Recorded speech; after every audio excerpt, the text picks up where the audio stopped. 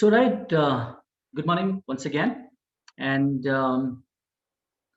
welcome to this class. So we are still with the individual. We talked about emotions and moods and how it affects our decision making. We talked about attitudes and behavior, job satisfaction. We also talked about diversity, and now we'll talk about personality and motivation today. Both very important aspects. So while we sort of um, get going, just want to launch a quick poll, and I suppose you can see this. So if you can just take this poll, and what is personality as far as you are concerned? What does it sort of talk about? So just take this poll quickly, and then let's move on in a couple of minutes.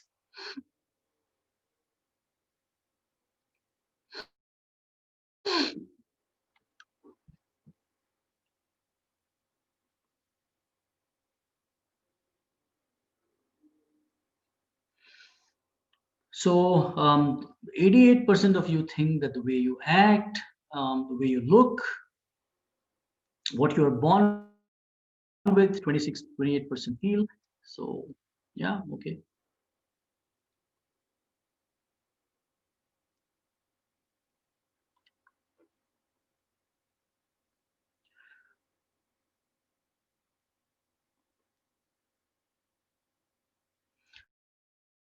Right. So the majority of you feel that the way you act is what is personality.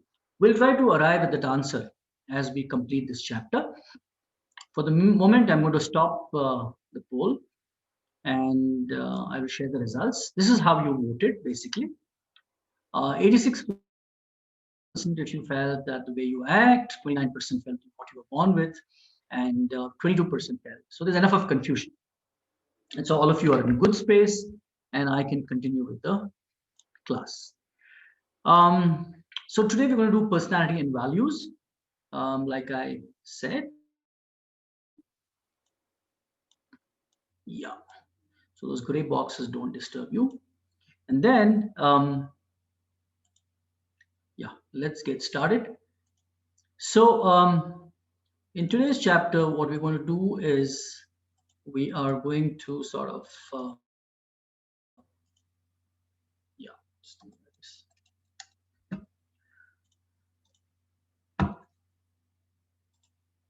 Yeah. So what are some of the learning objectives in this particular chapter? We are going to sort of look at, sorry, just.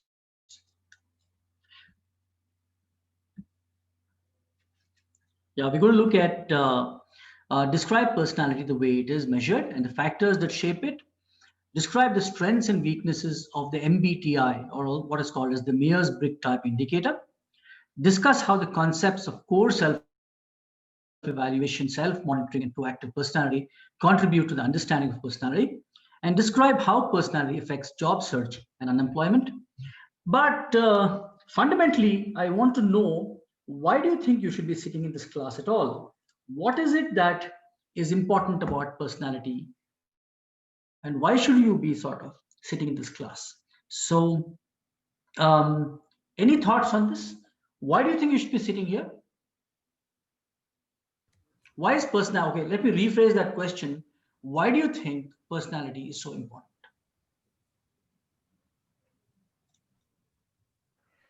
It will show our behavior to others.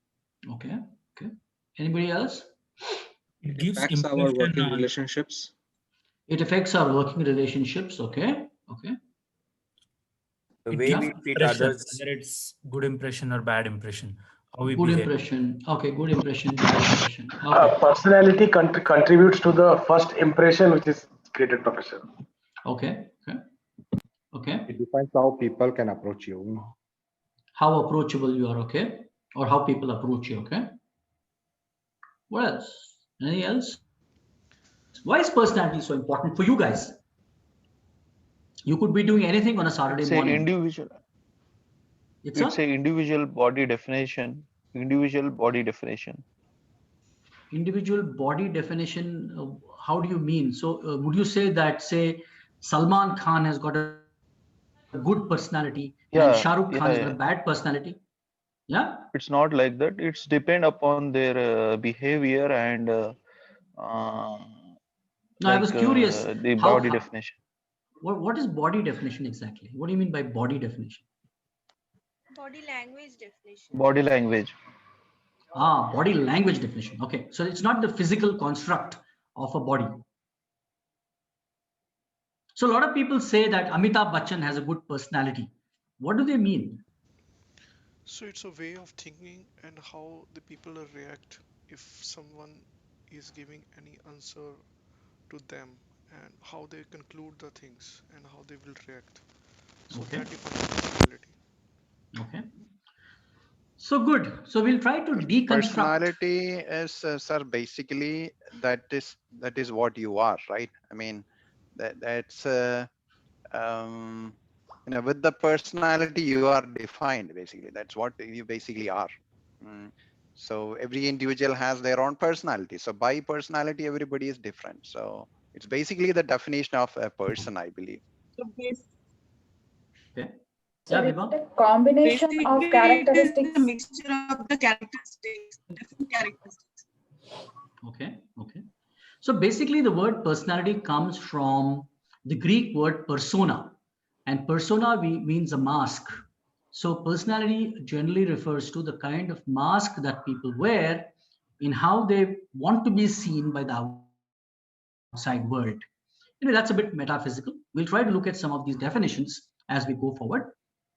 So here personality is defined in organization theory is personality is a dynamic concept. Personality is, let me underline that. I'm very fond of underlining things. Yeah, personality is a dynamic concept describing the growth and development of a person's whole psychological system. So it is definitively linked with psychology. It is not definitively linked with how you look and what kind of muscles you have. You carry a 6-pack and 8-pack, and so generally when somebody says that Amitabh Bachchan has a great personality by looking at his height and baritone voice and so on and so forth, they are not fitting into our description of, say, the definition of personality, or the sum of ways in which an individual reacts to and interacts with others. So this is as far as the basic definition of personality goes.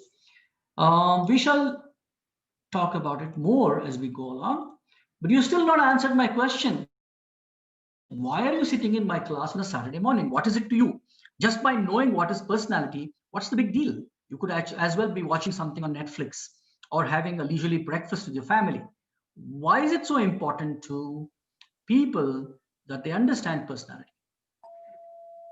So it'll add knowledge. First thing is Gain the knowledge. yes. Gain knowledge, and with Wonderful. knowledge it comes confidence, and confidence reflects as a mirror to the one who sees it as.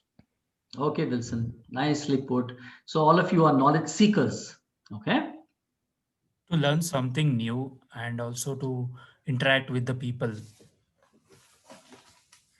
Okay, so also one of the good reasons is because you should be able to check on the personality of other people, because people you're selecting guys, they're coming into your team.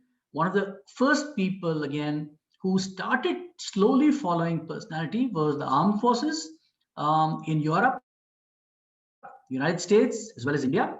If you go to say an SSB, that is a service selection board, they will put you through grilling personality assessment tests, because for the armed forces, across the world, in most countries, personality is a very important construct in selecting their people. They want people who fit into a particular personality trait set to join the armed forces. So they check your personality. Maybe they will sort of compromise a little bit on your physicals and so on and so forth, but they will not compromise on your personality. So personality tests are useful in hiring decisions and help managers forecast who is best for the job. So you're looking at the, say, job role fit. You can say job and then you can say role. What kind of a role, what kind of a job should I put this guy in? And There are many ways of measuring personality. We look at some of them as we go along. So personality determinants. So where do we get our personality from? So say if I behave in a certain way and I display a certain personality, or we have, say, Abhishek as or Abita or any of these people displaying a personality, where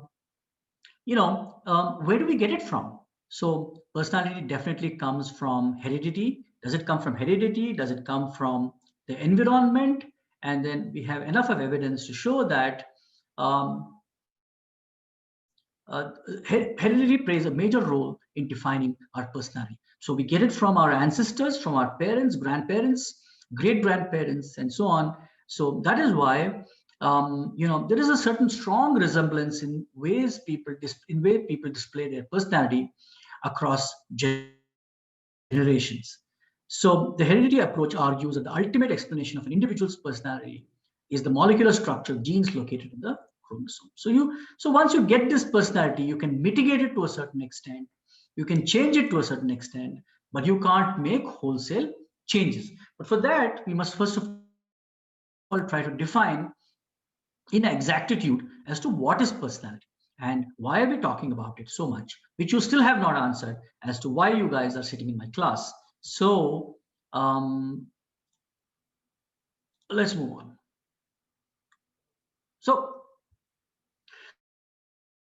So early research tried to identify and label enduring personality characteristics, and they said that personality could be defined in the early days, that is, as shy, aggressive, submissive, lazy, ambitious, loyal, and timid.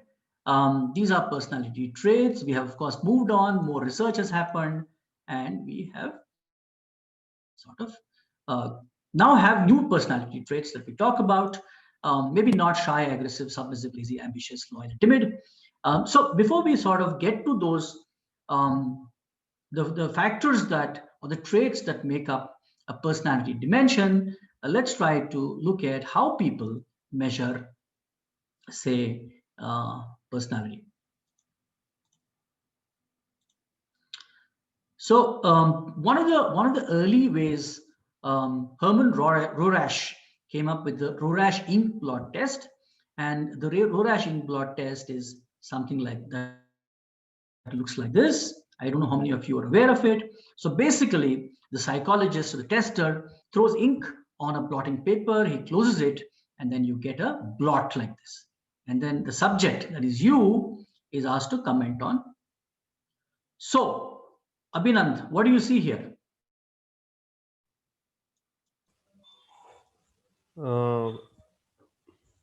Two horses, one on the left, one on the right.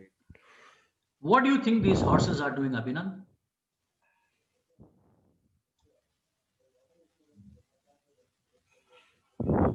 No clue, Professor. Okay, Abita, what do you see? Yeah, I mean, I'm able to see a butterfly. You see, able to see a butterfly. Very good, excellent. Akhil, Xavier.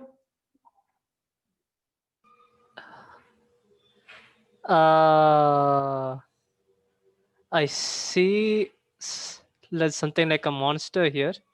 Okay, okay. So you see a monster, and anybody else wants to volunteer? What do you see here? Sir, this is going to hear. I see a wild cat rather than a horse. I see a bat, Professor. I see a fox there. Two foxes are fighting. Eagle. Yeah, okay, okay. Somebody saw a bat, somebody saw a monster. Pegasus. I could find the picture is symmetric. The picture is symmetric to the left as well as right. The picture is symmetric. No, just kind of a mirror image. I didn't ask you to describe it. I asked you what you saw. Eagle. Yeah, Eagle. I can see lion face on the where you put the arrow, sir. I see the lion face there. Oh, it's from a the side face. view. Yeah, absolutely. I can see that. I can see two lions roaring. It's like our police logo. Fantastic. Great. Okay. Chennai Super King logo. Catch hold of something. Indra, I'm sorry, I couldn't hear you. Nevertheless, okay. So the fact of the matter remains that all of you saw different things in the Rorasch ink blot test, and then you have sort of given your opinion. Yeah.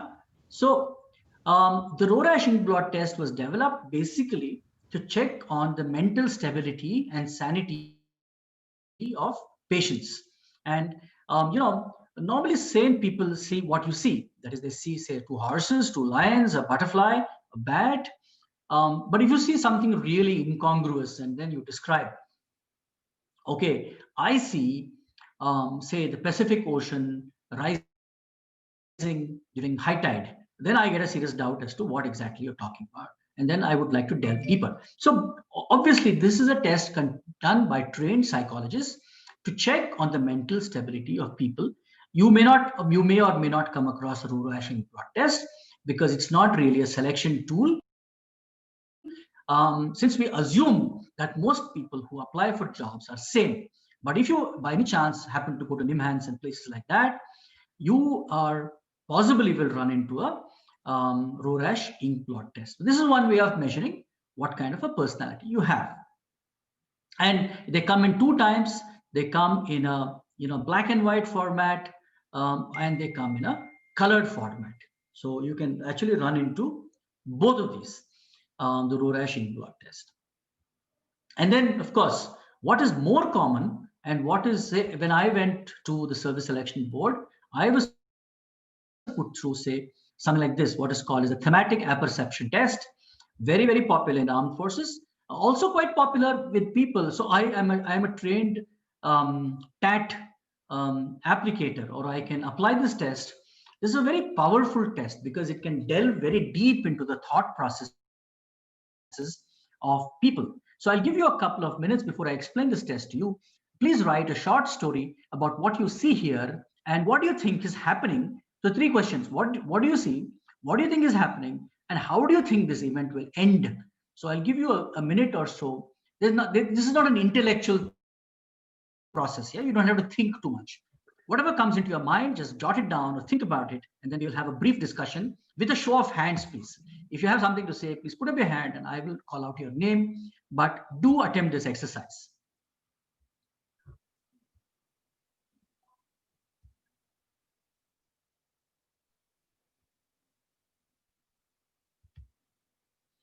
As soon as you're ready, you can put up your hand and then I will call out your name.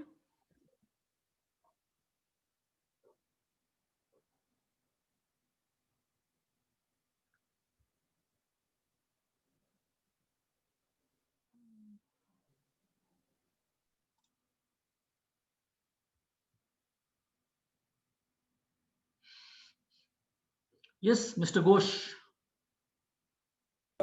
So the two images that I see is the guy in the front have a positive thinking and the guy in the back have a suspicious mind. Okay. Okay. And I think the guy in the front is thinking for something good going to happen, but the guy in the back already knows the situation. Okay. Thank you, sir. Great. But thank you. Rajendra? By looking at this picture, I feel like the back picture is a person who was a kind of a guardian or someone who's looking at the newer generation or the young generation who has taken the things into in the positive spirit and progressed and looks to be brighter. Look at the brighter future. And the back end, like she's appreciating the what like is been given. Like she's if you look at like as a mother or something, looking at a child how she has grown up and how she's been very like a good citizen to the country or something positive to the world kind of thing. That kind of environment. Nice. The kind of positive environment completely. The whole picture. Okay. Okay. Good, Rajendra. Thank you. Indra? Yes, I can. Yeah, I want to add it to that positive things. I can see that the son has achieved something, and his face is showing a very simplicity on his face. And the mother and where she's back, like, and she's very happy that inside only that happiness is very visible on the face. Okay. Good. So you have sort of, you're seeing something positive about it. Yeah, Baiju, what do you think?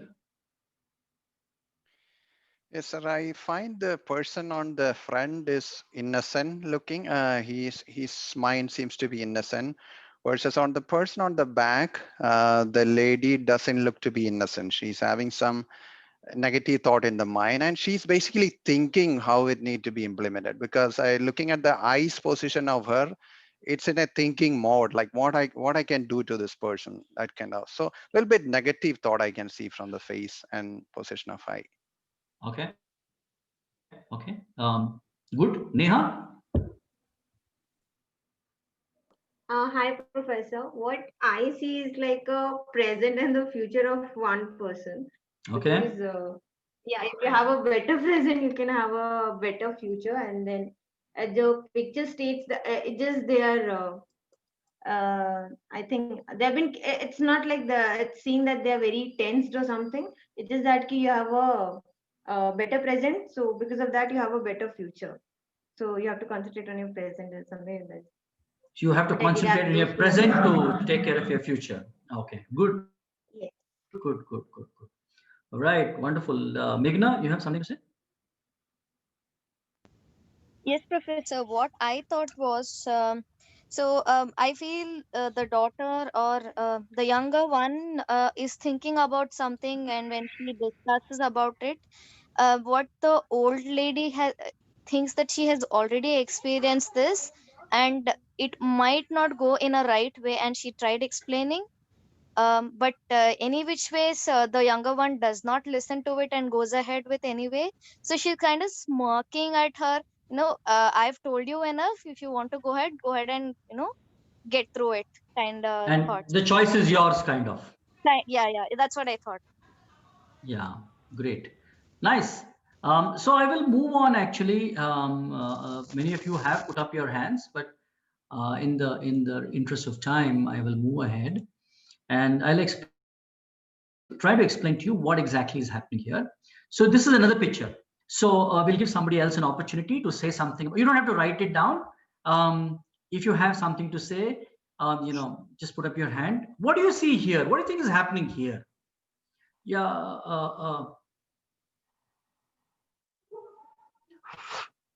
Yes, Spandan, what do you think is happening? Yeah, the husband is looking at other aspects of life, like career or something, like he's just going away. He's trying to get away from his wife, while the wife is trying to hold him back and say that, yeah, just stay back for a few minutes and let's spend So some this time. is the husband and this is the wife, right? Yeah. Okay. So wife is holding on to the husband who wants to go away, and she's saying, hang around and wait and things like that. Yes. Yeah. Good.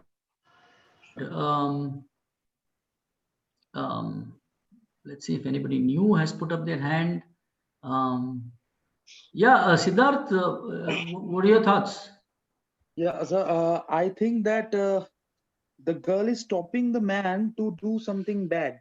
That you please don't do that. That will be fine. That will be the quite consequences may be detrimental to your fortunes. Yeah, might be that if the man do something like this, the girl is trying to understand him that please don't do that. It will be quite fine. It will be okay. Okay. Yanjarappa? Sir, he is in a revenging mode. Oh, he's revengeful mode. Okay. He's in a taking revenge mode. She says that's not the right approach. Oh, she's saying, let's walk away. Let's not take revenge. This might have bad consequences. Excellent. Excellent. Vibha, I'm sure you've gone through this, Vibha. So what do you think?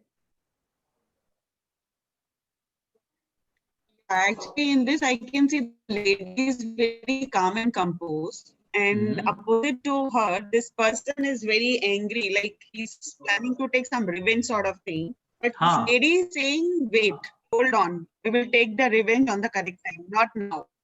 Let's wait for the opportune time to hit back. Yeah? And let's not do something stupid at the moment. Yes. Super. I think you guys have come with some interesting thoughts. Yeah. as to what's happening here?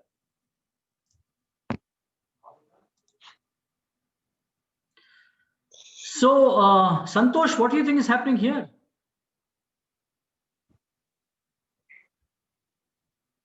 Sir, I think the guy's lady, she is sick, and the person is worried about what to do next. So it's a scene of what we can say is feeling of guilt or something he's worried about. The scene you describes is very much worried about. Okay, Mukhtar. Sir, good morning, sir. And I see in this scene the lady on the bed has collapsed. Maybe she has died, and the guy is in pain of the loss. Okay. So you feel that the lady has collapsed and the guy on the bed, he sort of okay. Yeah. Fair enough. So quite a few have put up your hands.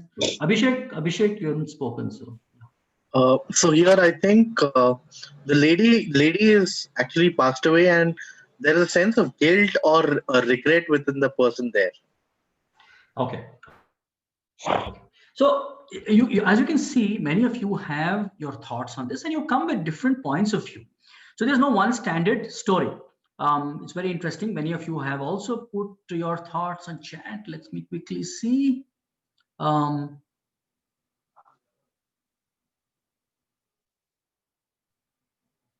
Yeah, Roshan Zamir Khan, what do you mean don't draw on pictures? You have a problem?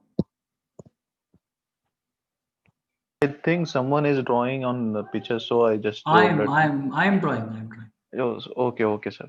I thought some other. No. Your ability to draw will be disabled, so don't worry. Yeah. So Rukmini, old lady has done something mischievous and is looking. Okay, that's an earlier story. So basically, the point of view is that you have how the thematic apperception test occurs. Yeah, sir. Hello. Yes, please. Yeah, sir. This is that. I thought that the lady was covered with that chadar, that bed sheet, and suddenly the guy removed that sheet and found the lady dead, and he just can't saw that thing. Okay, fair enough. So once he removed the bed sheet, he found that the lady was dead. Yeah, that's your point of view. Fair enough. Okay. Indra, you're the last one, Indra, if you have something to say.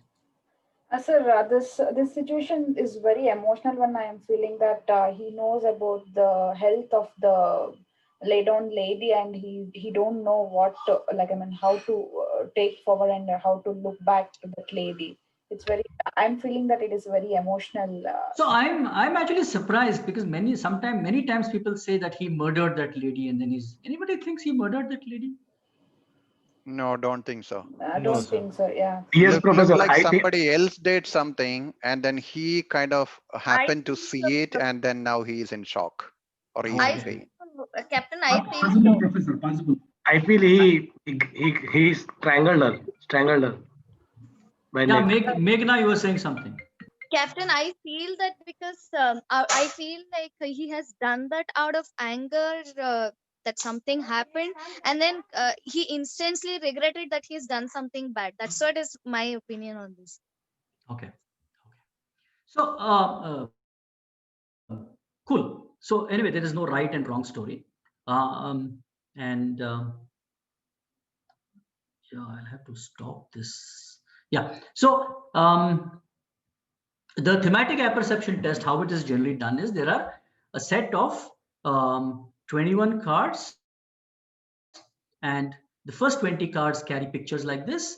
So there are 21 cards, and the last class, so it's 20 plus 1. And then the last card is a blank card. You can write whatever comes into your mind. This is administered over, say, 60 minutes. And yeah, this is administered over 60 minutes. And you are supposed to come up with short stories. So how it's done. So when you go to the Armed Forces Service Selection Board, this is done as a group assignment, and everybody is given the same set of pictures. But when you come to, say, a trained psychiatrist or a psychologist, or person who has the ability or certified to conduct these tests. It's done on a one-on-one, and this gives deep insight into what is working within a person's mind. So you must understand, like I mentioned, personality comes from the Greek word persona, and persona is the kind of mask. So many people look very normal, but actually you don't know what's sticking in their mind. So actually, when I learned this and I applied this test to a few of my students, I was actually amazed, because many of them had deeply troubled thoughts.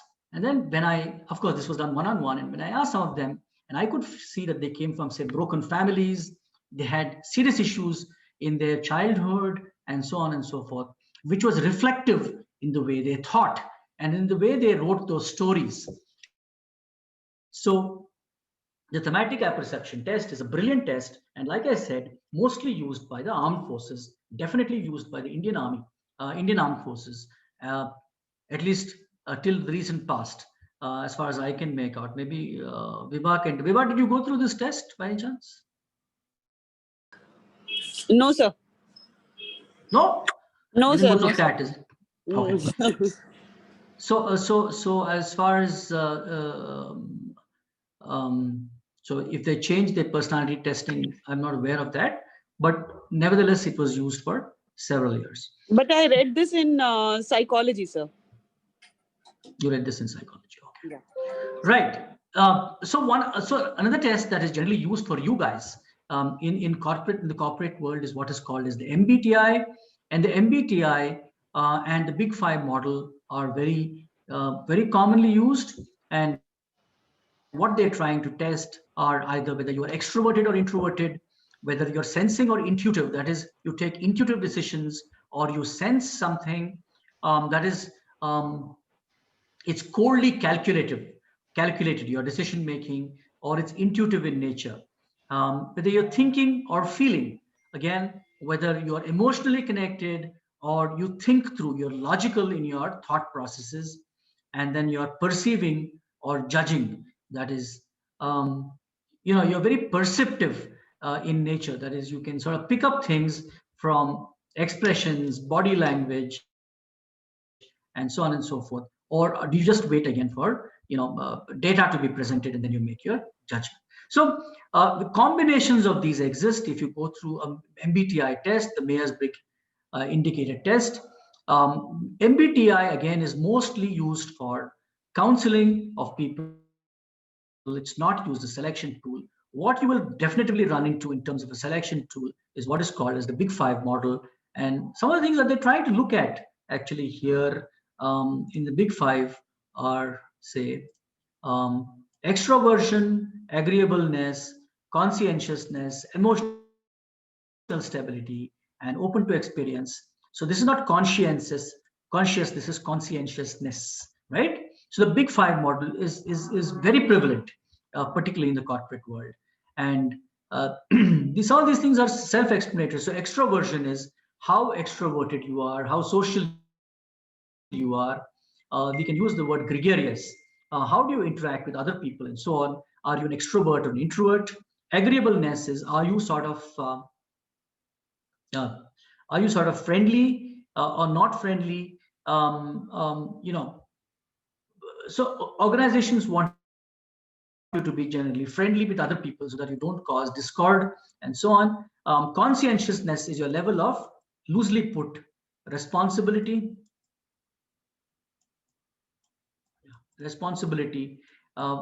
and so on. Emotional stability, you all know what emotional stability is, and openness to experience. So these are some of the Big Five model, and organizations want to know. Particularly, so if I'm hiring, say, an airline pilot, what do you think is an important trait he must have? I want to hire an airline pilot. Out of all these, what do you think he should have? Should he have extroversion, agreeableness, conscientiousness, emotional stability, openness to experience? What do you think is important? Emotional stability.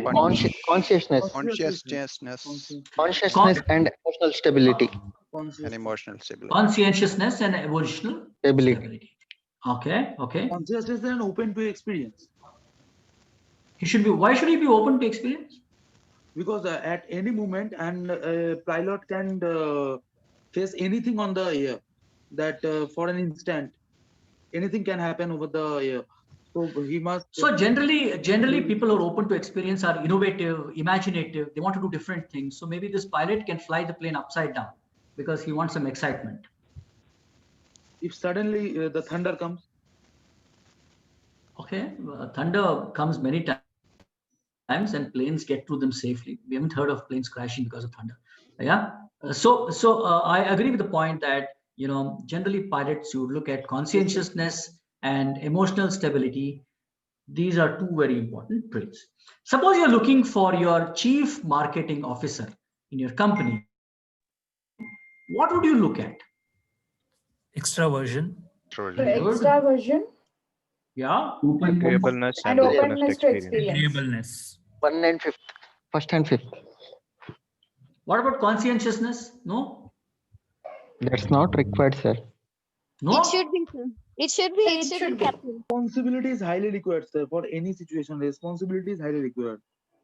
Yeah. For any person to do anything. Yeah. Yeah. Okay.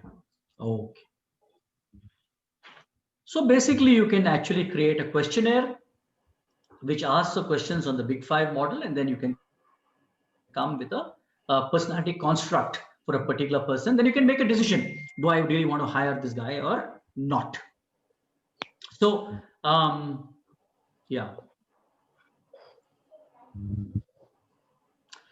So traits that matter for business success at companies, generally, what do you look at? Okay, this is a point of view. So some industries, they look at persistence, attention to detail, efficiency, analytical skills, setting high standards, and so on.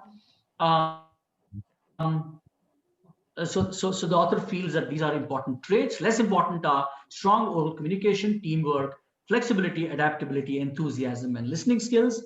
That's what people thought, right? That these are the harder skills, in a sense, are more important than, say, some of the slightly softer ones. But we shall see as we go along whether this is right or this is not right, and how personality really affects the way we function in organizations.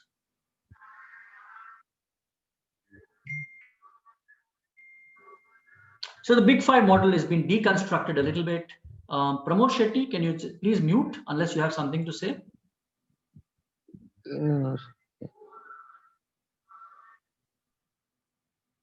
Yeah. So thank you. So they're deconstructing what these mean. The Big Five: emotional stability, extroversion, openness, agreeableness, and conscientiousness. And what does it affect? I think you should have a quick look at this. Let's quickly go through this laundry list. So emotional stability, less negative thinking, less hypervigilant. So what does it affect? Higher job and life satisfaction, lower stress levels, more adaptable to change. Very important. Extroversion, so better interpersonal skills, greater social dominance, more emotionally expressive. So you have, again, higher performance, enhanced leadership, higher job and life satisfaction. Again, there's a lot of discussion on this particular point, really, whether it is true or not true. Yeah. Yeah. Openness to experience, increased learning, more creative, more flexibility and autonomous. Again, enhanced training performance, enhanced leadership. So openness to experience is very, very important when you're looking for innovation. You're looking for innovation, you must have people who are open to experience. Agreeableness, better liked, more compliant and confirming. More compliant and confirming, more obedient. Yeah. Higher performance, lower levels of deviant behavior. Conscientiousness is, again, higher performance, enhanced leadership, greater longevity.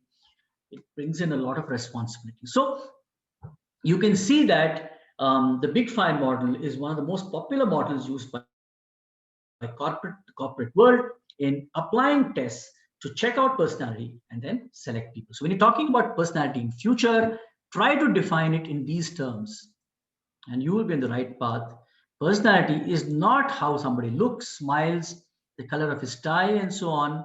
And unfortunately, personality gets a lot of input from our hereditary or our genes and what our parents thought, how they did things, their parents, our ancestors, and so on and so forth. So, and that is why it is very difficult to change personality. Once we have it, you can mitigate it, you can understand it, but to change it wholesale is very difficult.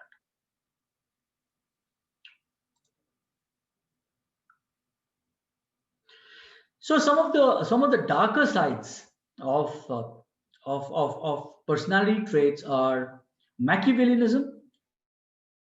So Niccolo Machiavelli was an Italian nobleman about 200 years ago, and he wrote a book called The Prince, and he believed that the end justifies the means. Have you heard of Niccolo Machiavelli? No, Captain. I doubt very much. Yeah. Have you heard of an Indian who preceded Niccolo Machiavelli by about 2,000 years, who said the similar thing? So there was a guy. Sorry, I'm having some trouble with my. Is it Chanakya? Yeah, it is. Professor, this is Marvin. It is Chanakya, you're right. Sorry. Yeah, Chanakya or Vishnu Sharma, as he is called, as was his original name. He was the prime minister to Chandragupta Maurya, and then, of course, he continued with his son.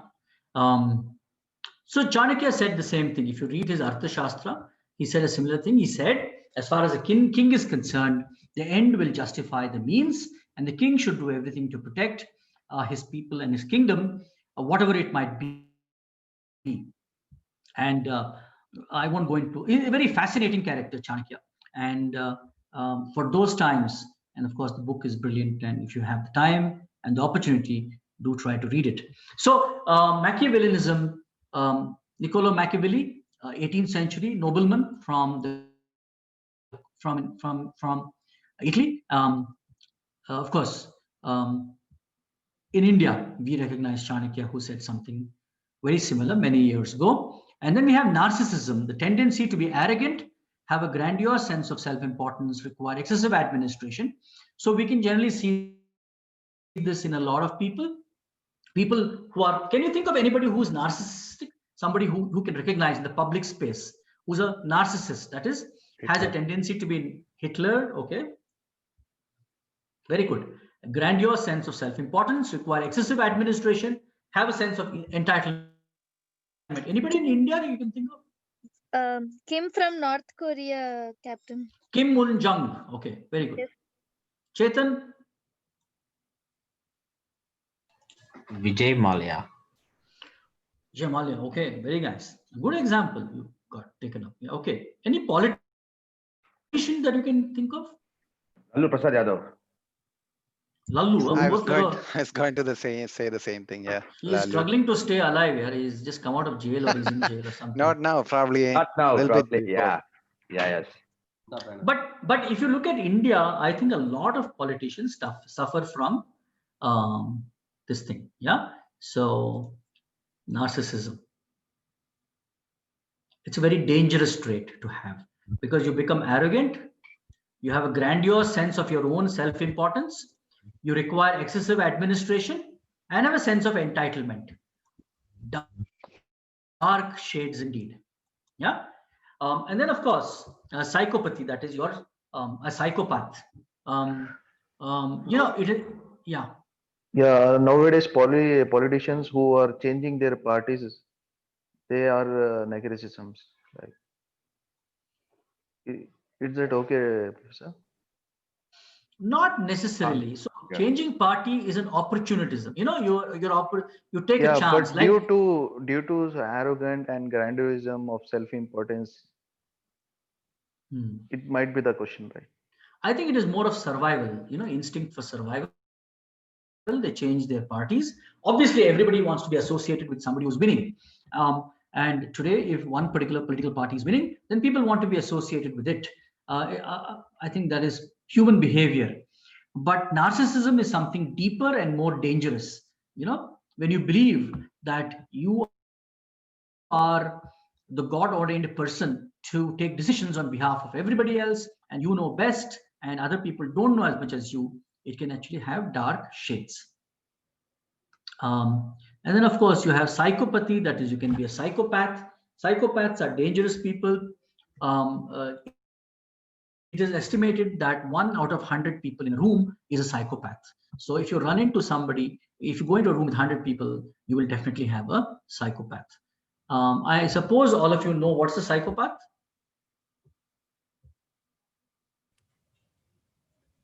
Extreme of negative thoughts. So let me give you an example, yeah, with a small illustration. So the story goes like this, that if I've repeated the story, please tell me, I can stop it. Yeah. So the story goes like this. There are two sisters, both very pretty looking women, young women, and unfortunately they lost their mother. Have I told you the story? No, Captain. So they lost their mother, and then they were conducting her funeral. One of the sisters noticed a very handsome young man who had come for the funeral. So she, in the midst of the whole proceedings, she looked at this man and she was sort of attracted to this person, and she wanted to go and speak to him and strike up a conversation, make an acquaintance, and then hope for things to develop. But in the flow of events, by the time she could get around to all this man had disappeared. So what do you think this lady should do now?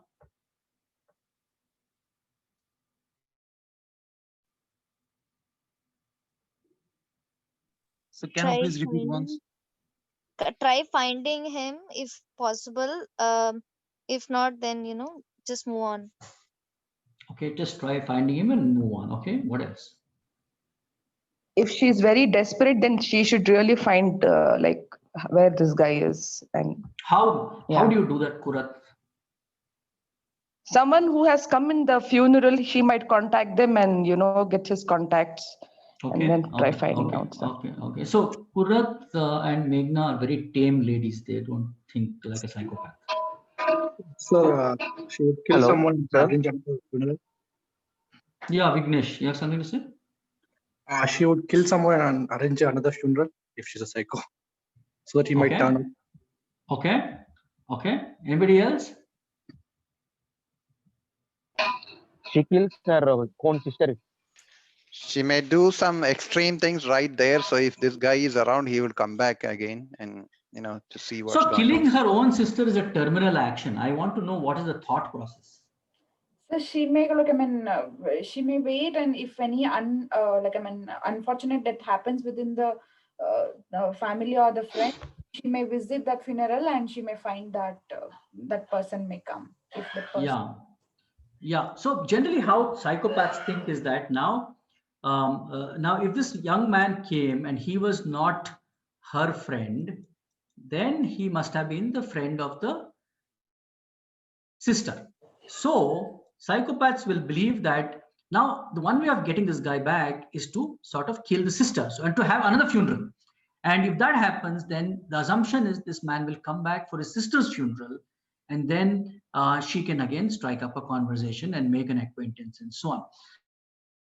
So the point is not about killing the sister. The point is about the thought process, right?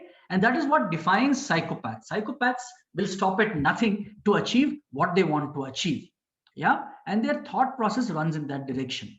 And what is frightening is that it is estimated that in a room full of 100 people, one will definitely be a psychopath. So you might actually be unconsciously running into psychopaths.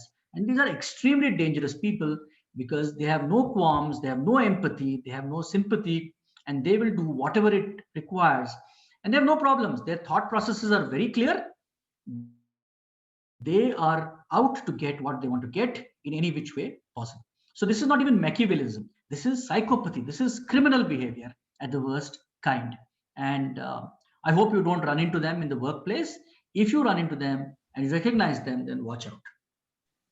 So is there any cure of such behavior? Like, is there any correction of such you behavior? can go to a psychiatrist, and then the psychiatrist will be able to should be hopefully able to bring you back into a normal path. Generally, psychopaths are people who have had very disturbed childhoods. They have been at the receiving end of a hammering, either at home or in life in general, or life has played dirty tricks on them, and so on and so forth. So they are mentally disturbed people, or damaged goods, if I may say so, and they can go in any direction. So a treatment is definitely called for, both Captain, from a psychologist and a psychiatrist. Yeah. Sorry to interrupt, Captain. Usually, I read a lot of books and quite less into movies, but for study purpose, when we were, asked to watch a few movies, what I have watched, these psychos, I mean to say, not to the extremes, but who are obsessed in obtaining something, like you mentioned. They will do whatever they want, even if they are given treatment. At end of the day, they come back with the same obsession. Do you think that treatment will definitely help, or how is it, Captain? It helps. Treatment helps. So obviously the movie will not be interesting, or the book will not be interesting if everybody is cured. So you want twists and turns. Yeah. But treatment definitely helps, and you should encourage people to go and get treated or talk to other people, go for counseling sessions, and so on. So, yeah. Okay. Just to continue the second part, just to leave another part that the lady or the person still remains in the psychic situation. You're saying they're uncurable. Yes. Okay. So Rukmini, you had something. Captain, just to add to the point, what a couple of us were talking about. So treatment, definitely, I also believe, sir, it would definitely bring that person better and better. As you said, the counseling plus hypnotization, etc., which actually takes out some memories which are created very deep impression on you and making you act in this psycho kind of way. There would be a reason why you are acting that way. Without a reason, nothing happens on the universe. So through the hypnotization, etc., they are discovering and taking it out, so that this person is actually out of that problem, out of that impression, and he is relieved.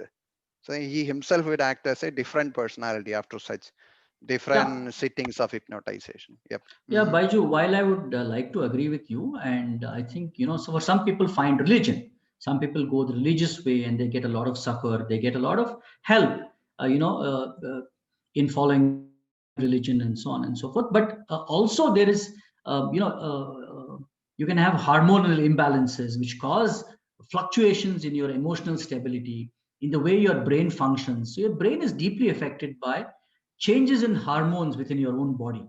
And you can see that for a lot of people as they age, both men and women. So while I, in a sense, agree that much of psychopathic behavior or these kinds of behavior are affected by or are caused by events of the past, there are possibilities also that it could be genetic, it could be hormonal, and it could just be something that is there. So people who are look perfectly normal or expected to be perfectly normal sometimes behave in very weird fashions. I am not a trained psychiatrist, so I would not like to comment too much upon it. And but so there are psychopaths who are wandering around. And the point here is that if you don't get them into your organization, I think you will be happier. That's the point I was trying to make. Yeah. So Rukmini. Sir, I just wanted to ask, is being a psycho, is it a kind of a behavior of a weak mind? Not necessarily. I don't think so. Yeah. Generally, psychopaths tend towards criminal behavior. Okay, thank you, sir. Right. So, so why are we so interested in this class? This is the question I was asking you. Basically, because while you might have everything going for you, you might be intelligent, you might be very smart, you might be well educated.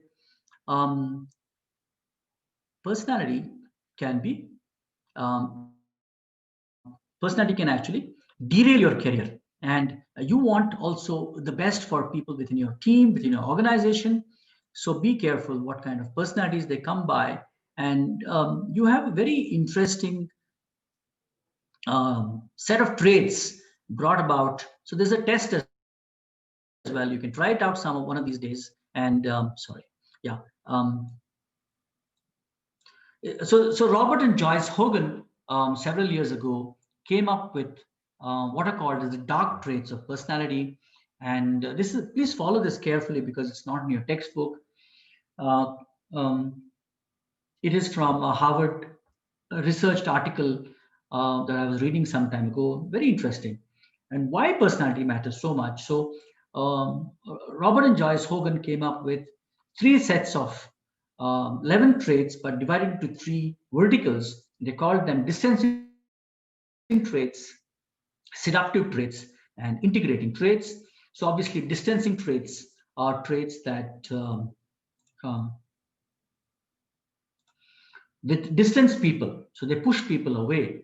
If you have some of these, so some of the traits in the distancing vertical are people are excitable, skeptical, cautious, reserved, and leisurely. So what is excitable? That is, they're moody, easily annoyed, hard to please, unstable. So the clinical term for excitable, very excitable people, I'm sure you've seen them, is they are bipolar. They can have serious mood swings. On one side, they are very excited, charming, they can hold a party together. The next minute, they can become, deeply absorbed in themselves. They distance themselves, they go into a shell. And so these are bipolar people. So the good side, they have passion and enthusiasm. The bad side, they're volatile and they have violent outbursts.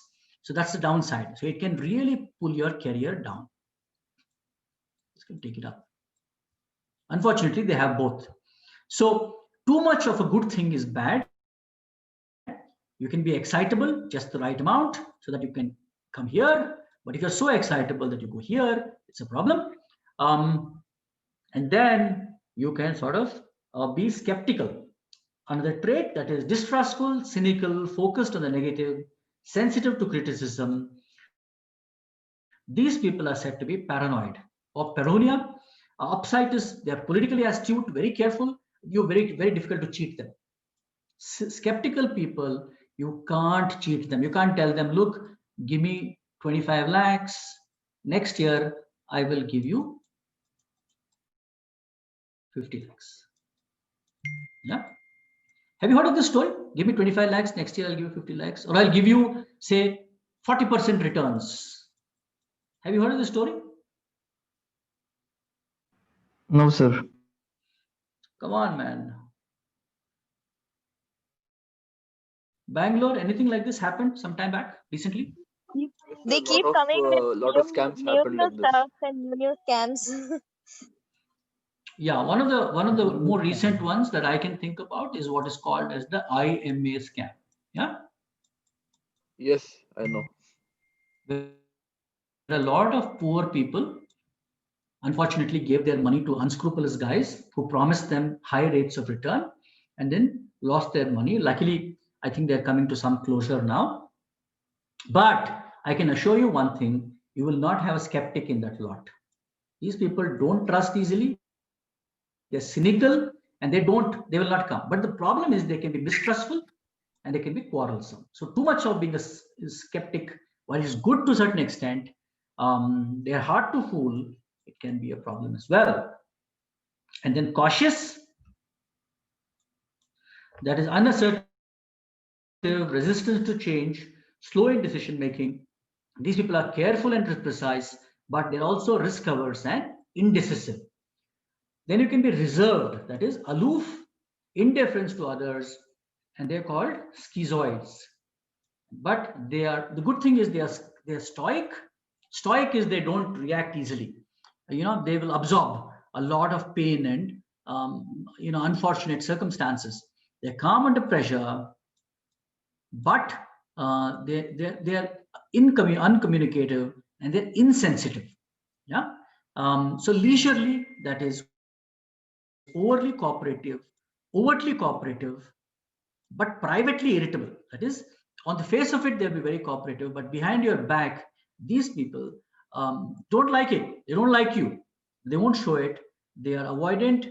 They're relaxed, easygoing on the surface, but they're driven by a personal agenda and passive aggressive. So what you need to discover, what you need to understand is that the distancing traits tend, if you have these, they tend to drive away people, and then forming a team or being a leader can be a problem. Any questions before we move on? No, Captain. Is it possible for a person to have multiple traits from this? Why not? You can have all negative traits. So, Professor, what is idle trait in this? What is? Idle trait. There is no ideal trait. There is no Superman that I have seen. No, like personalities we have discussed. Okay, in personalities we are discussing traits, and in a manager, then what the quality should be there. Are we going to discuss that in the future? Traits? I thought that's what we were discussing, right? Okay, acceptable. Captain, are these like some of these interrelated? Like if you have one, then there's a high chance that you have another. So yeah, so you can say if you look at, in some ways they are maybe congruent. So for example, if you're skeptical, you can also be cautious. Yeah. But sir, this bipolar thing and this paranoid thing, they are all psychological disorders, if I'm not wrong. Yeah, they become psychological disorders in the extreme sense. So that's the point. So the point is, first of all, there is no ideal. The point is that it is good to be excitable as long as it remains here. But when you become bipolar and you become extremely mood driven, and that excitableness leads to this, it can actually have serious consequences on how you interact with people within and without your home, within your workplace, and it can sort of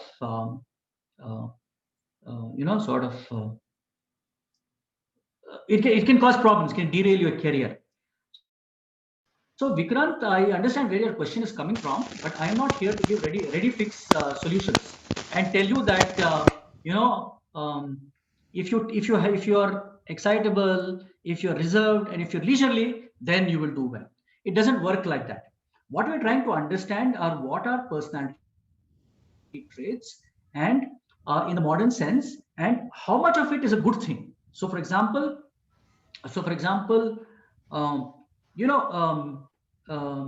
let me give you an example from history, right?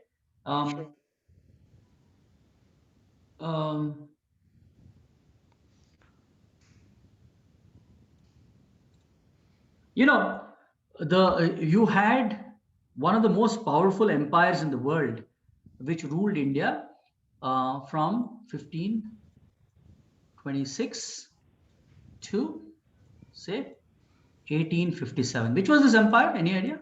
Mughal Empire. Mughals, yeah. So the Mughals were at their height. They were at their height during time of Aurangzeb. That is at the beginning of the 18th century, say about 1700 or so. They had the biggest army in the world, probably the most sophisticated army in the world.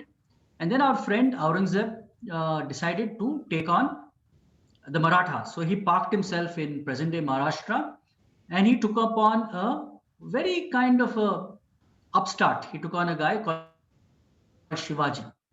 And from all accounts, he was beaten. His massive army didn't work. His cannons didn't work. Why? Why do you think, what happened? What do you think happened there?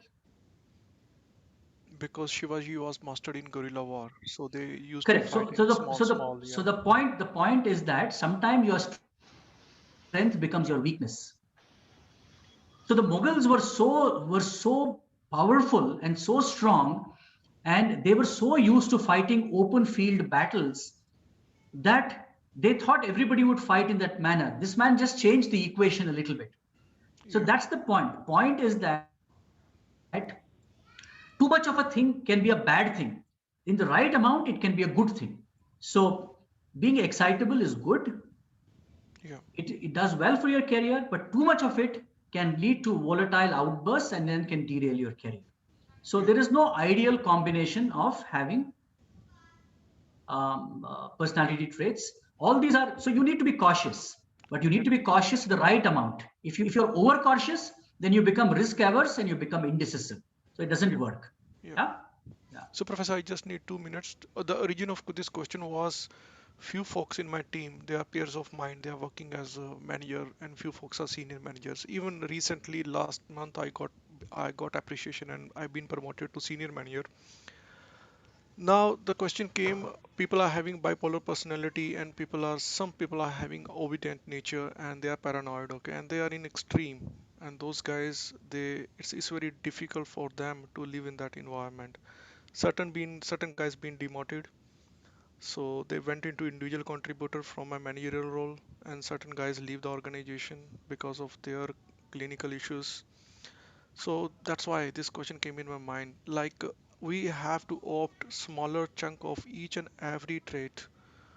What it should be in an equal percentage and perfect percentage. Otherwise, there will be a lot of problems. Absolutely true. So that's the point. The point is that, so I used to have my second in command on ships, and I've sailed with this guy several times. Brilliant. He was very, very good as long as he did not become captain. The minute he became captain, he would actually go off into a different zone, because his personality was, and he used to treat people badly. Nobody wanted to work with him, and then he would get demoted again. And then he would do extremely well in that number 2 position because he was a good operations guy. And then they would promote him again, and you would have this thing, cyclic thing going on till they said, okay, this guy definitely should not be captain. And so the point is that you need things in equal measure or in carefully calibrated measures.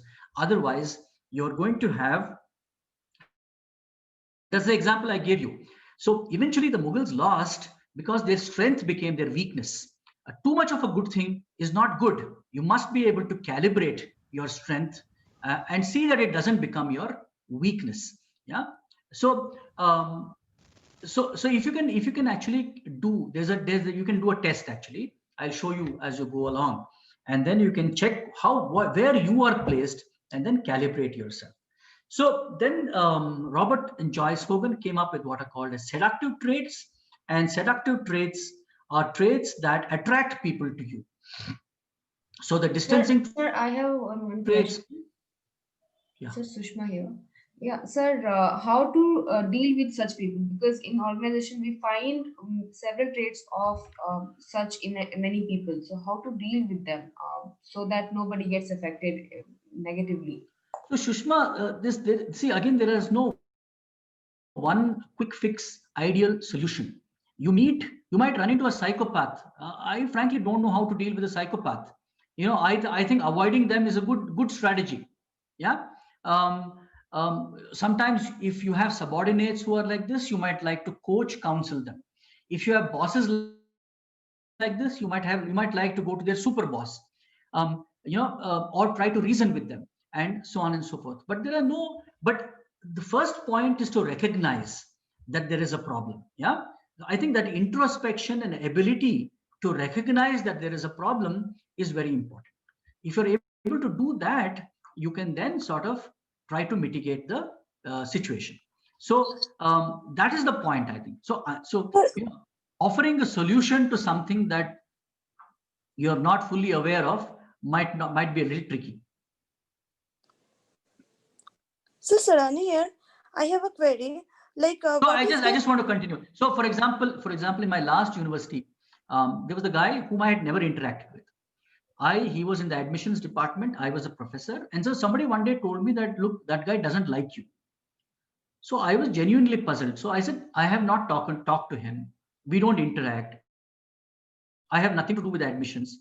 I am a professor. I teach. He is admission. He doesn't teach. So why doesn't he like me?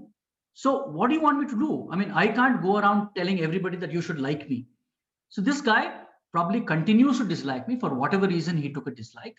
Maybe he didn't like the look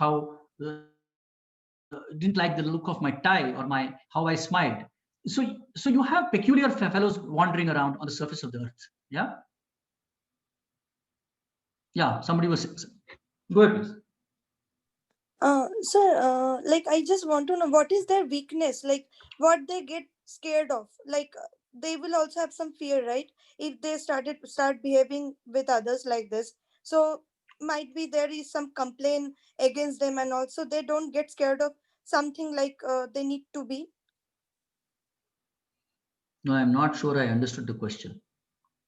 No, means like that kind of psychopath people also will be having some fear, right? Like if they start behaving that, if they have the criminal nature kind of, so they will also have some like fear in themselves. Like what can be their fear, or what can be their weakness particularly?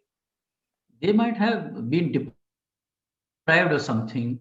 Maybe somebody treated them badly in their family. Maybe they were sort of at the receiving end of a violent father or mother.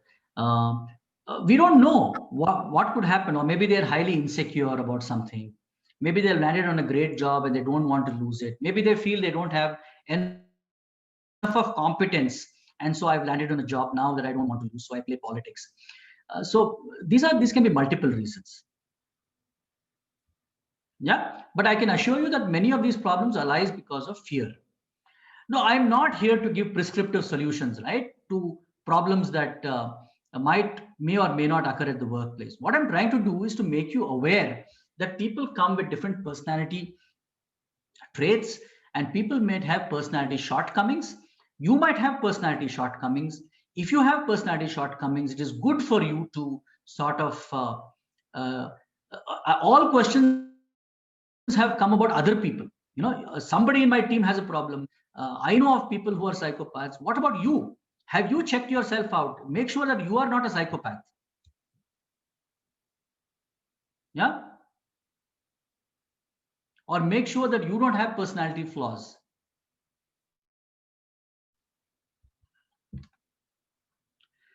So, yeah.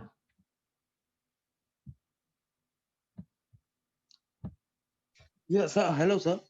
Yes, please. Yeah, sir. This is the. I just want to ask. These all things come into our examinations, or like this, you have to remember all these things, all these points. Yeah, if you like to remember, Siddharth. Okay. I'm not a coercive person. If you don't want to remember, don't remember. No, but these things come into our MBA course, or all these things, or something else. No, obviously, I am not going to ask you to draw a picture of Sri Devi or Madhuri Dixit or something. Yeah. No. I'm not asking for that. Okay. Yeah. And then you have something called as integrity. So you can go to this website called hogandarkside.com and then check out for yourself. One good way of leading life is to introspect, is to think about yourself. Don't worry about other people you can't control. If you have an abusive boss, there are ways of dealing with him, but you can't really control him. But a good way of leading life is to introspect and then check yourself out. And you can go to hogandarkside.com and do a personality inventory, and then find out if you have any issues that might be sort of a little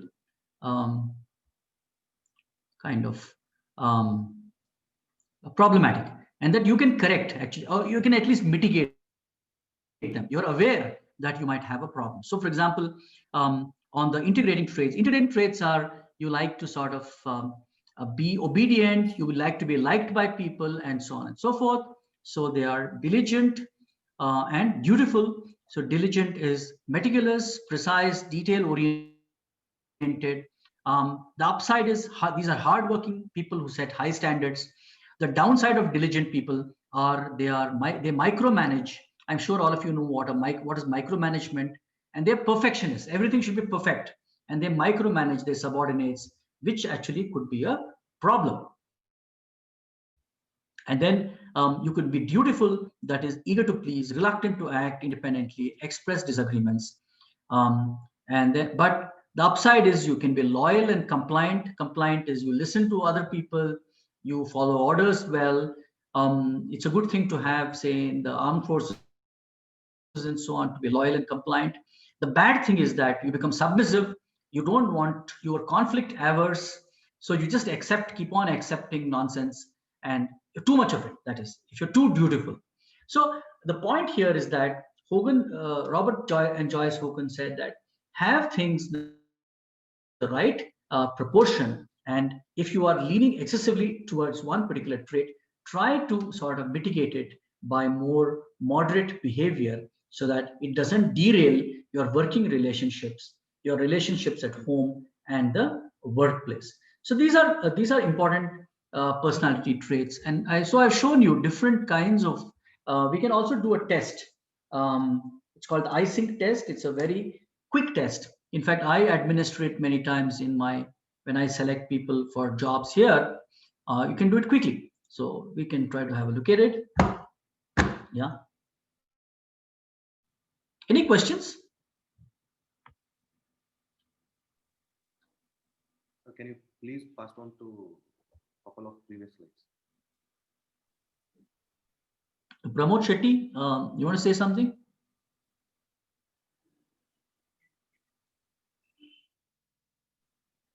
Which slide? This one, selective traits. Yeah.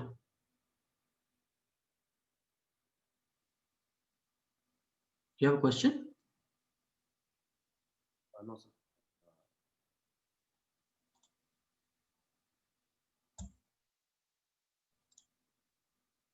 No, I will share the PPT so you can actually have a look at it. If you have a question, please go ahead. Nothing. Thank you. Okay. Yeah. So, so the thing about personality is that while we concentrate a great deal on our strengths, and in terms of intellect, in terms of emotions, and so on and so forth, many people forget that personality can have a deep bearing and on what happens in the workplace. So it's important. I recommend all of you to go and have a look at this site, that is hogandarkside.com, and then try to get an inventory of your own dark side. And I'm sure many of us have dark sides, and so you can sort of try to mitigate it. Yeah, I think we can move on. So some of the important things for you to remember. Okay, what's the time? Coming to 11. Okay, we'll sort of stop in about 5-10 minutes. So some of the things that you need to sort of look at are core self-evaluation. So when you get up and look into the mirror, when you want to brush your teeth, what do you think about your self? Do you like what you see? Do you like what you see in the mirror, or you have a problem? So do you like yourself basically? What is your self-esteem levels? So this affects how you interact with other people. Self-monitoring, that is, measures an individual's ability to adjust his or her behavior to external situations and factors. So self-monitoring is very important. So for example, if you go to a funeral, you don't appear to be very happy, and then you're singing and jumping and dancing in a funeral. Obviously somebody will think. So that is monitoring your behavior. And to behave appropriately to a given situation, I think is very, very important. Anybody can give me an example of self-monitoring? Any of you? What do you think is your understanding of self-monitoring? Like how you are Yeah. dealing with people, how you are behaving with them, and how your behavior is not affecting them in a wrong way, and trying control over what you want to, how you want to react. That all contains in self-monitoring. Okay. Basically, having a self-control while you are behaving and Yeah, I think interacting a with good people. word is self-control. Yeah. Anybody else? Captain, I would say, like, when the situation is as an example, when situation is like out of your hand, and when you composing yourself, you know how to react to a person, although he is the one that has made a mistake. Meghna, just 1 minute. Yeah. Hello. Yeah, Pramod Shetty. Yeah, Do sir. you have a question to ask, Pramod Shetty? No, no, sir. What is your question? No, not the question. That the answer for that one. But the way we have behaved to with our like our elders or like our juniors. I mean, the situation whenever the happy situation as well as in a sad condition, the way we have behaved, that is the self monitoring of ourselves. Okay. Can you please mute yourself, Pramod Shetty? Yeah. Yeah, somebody was asking me something before I answer that question. Yeah, Vikrant, you were asking something. Professor, for self-monitoring as a manager, I feel like how we interact with the folks, either it's female or males, and personal interest. And if some folks are there, always there in the team, when we are having team huddle, how we are interacting toward them, people who are close to us. So we can't showcase that I will give a privilege to this guy or that guy. So that is that I feel is a self-monitoring. Very good. Okay. Okay. Anybody else has something to say? Yeah, it's more like a personality trait, Professor. It's more like presenting ourselves the way we behave with our thoughts and emotions. And yeah, it's a deposition of our skills, how we define ourselves in terms of speaking, presenting, and interacting with others. And more of a pulse check to what stage I am in. Am I doing right or not? Is that the one? Okay. Yes, Debolina. Yeah, another example could be when you're doing very important presentation or something, which is very important project or a critical stage of a project, etc. Then you want to make sure you are in, delivering it properly and kind of monitoring yourself to make sure, you really meet the expectation at that point of time. And another example could be when most of us would be experiencing when you enter into a one-on-one with your manager versus when you enter into a one-on-one with one of your team member, you'd be having a different way you want to execute. So you would be observing the self-monitoring in those situations, I believe. Okay. Okay. Okay. Good. Rukmini, you put up your hand. No, sir. That was for the earlier one. I'll lower my hand. Sir, I have one question, sir. Yeah, please.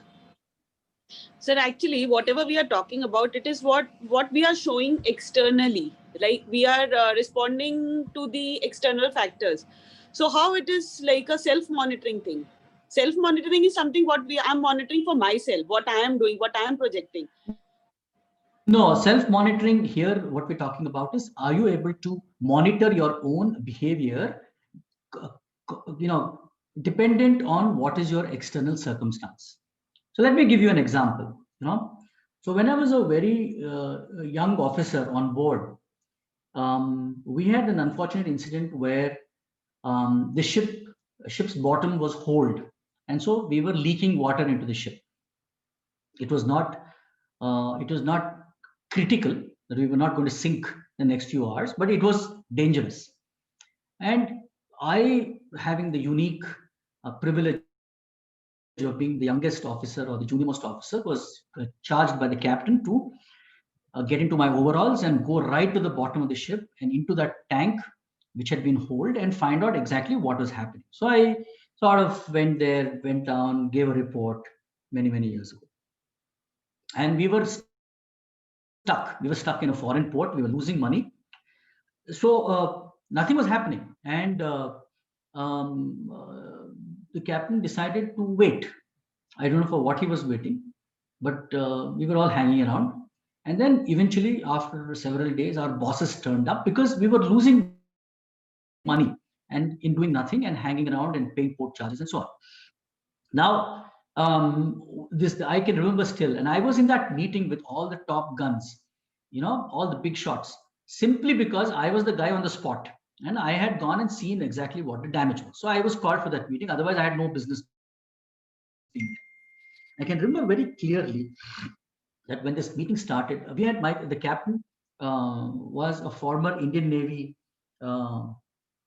captain. He had left and he had joined us, and he was a brilliant guy. He spoke very good English. He was really smart, humorous. He was friendly. He was good. He knew his job. And then at the start of the meeting, he cracks a joke. Everybody's serious and they're waiting for the captain to say something. And he cracks some really silly joke. What do you think is going to happen?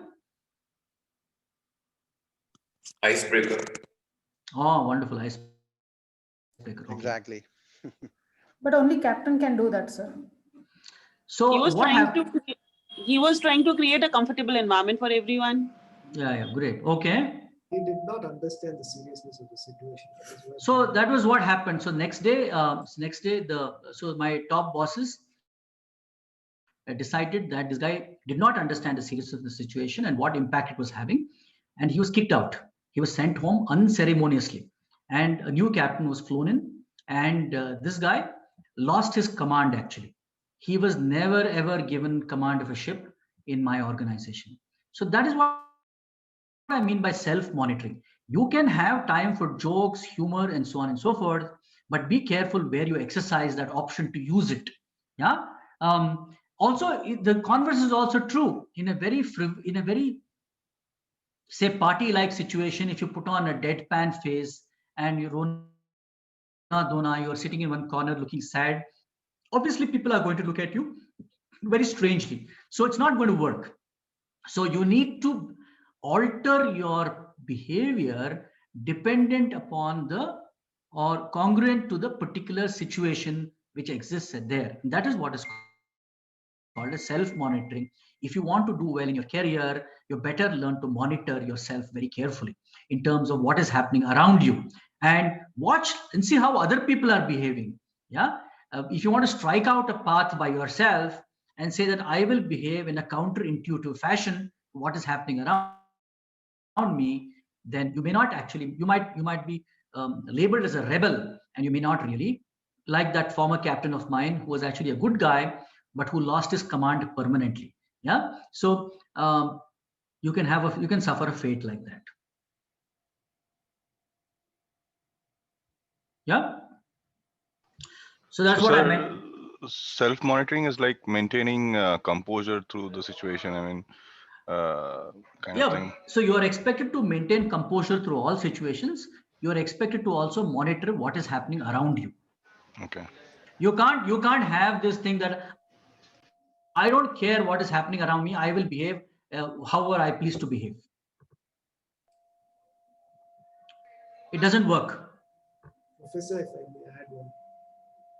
Yeah. The key word here is adjust.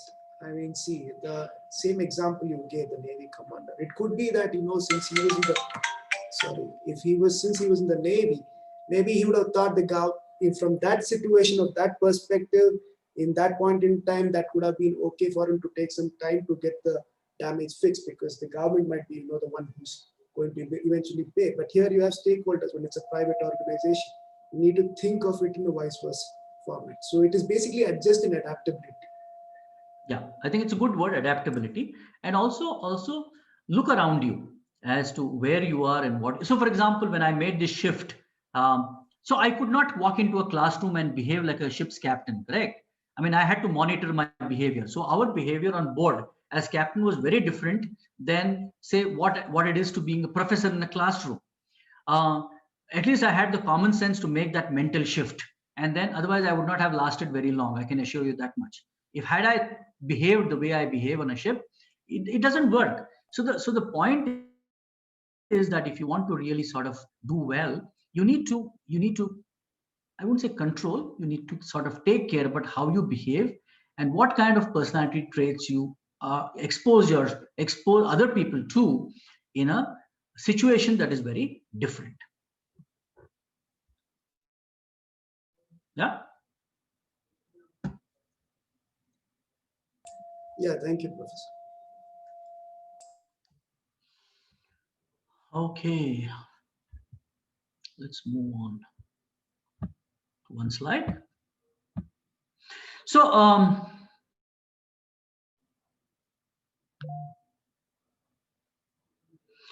some of the most important traits, like we talked about, are conscientiousness and extroversion are the two strongest predictors of job search behavior. So if you're looking to getting a normal job, two traits that are really measured are conscientiousness and extroversion. If you go through a Big 5 personality inventory test, which is shown in organizations, you will actually see a lot of questions centered around conscientiousness, your ability to do a job, responsibility, and your ability to reach out to other people, network, be liked, or at least put on those kind of behaviors that attract other people to you. So please remember this, that in all personality inventory tests, where you come from, basically two things are being measured. One is the conscientiousness and the other one is the extroversion part of it. Yeah.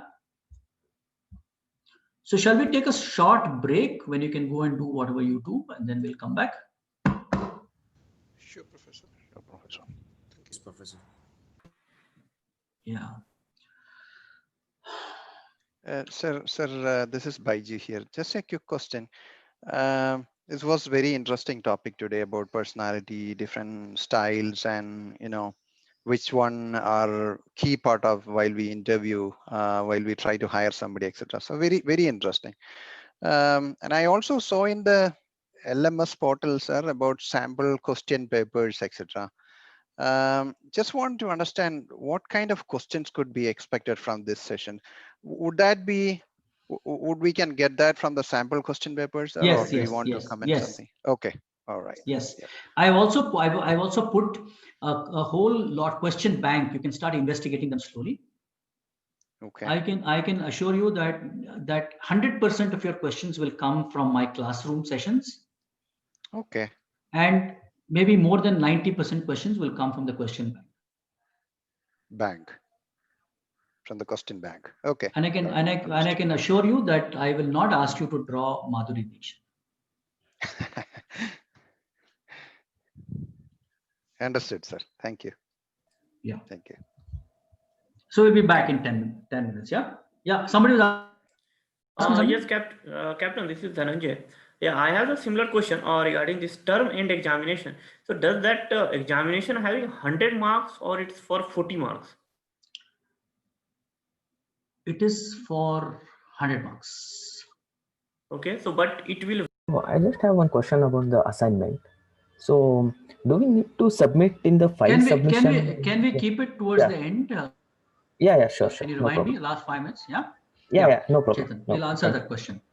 Yeah. So continuing, one of the reasons why personality is also very important is because it affects our value system. And our value system is what we really believe deeply in and how it sort of affects our life. So for example, most Indians firmly believe in family. Yeah, I think we talked about it last time. Americans believe in independence and freedom. And there are two types of values. One is called as, so the importance of an organization of values. So lay the foundation of understanding of attitudes and motivation. influence attitudes and behavior. So that's why values are so important. And different people have different kinds of value systems. Unfortunately, if you allow people with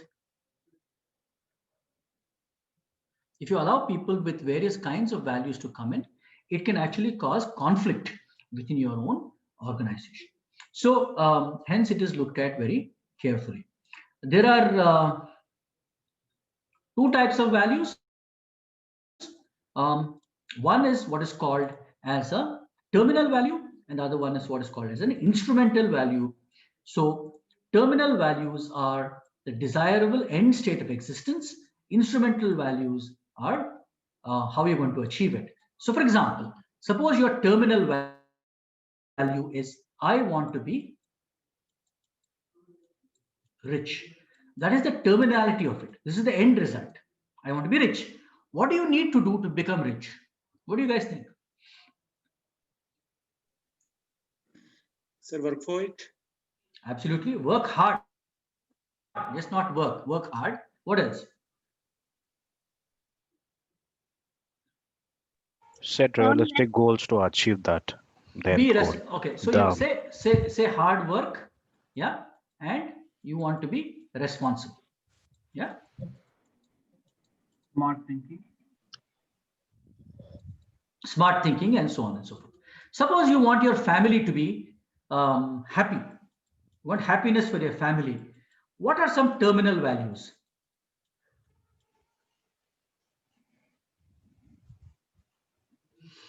Suppose you want your family to be happy. What should you be doing? I have to give time to my family. Yeah. I have to give time to my family. Okay, time. Okay. Need to understanding. Okay. I need to provide them resources. Okay.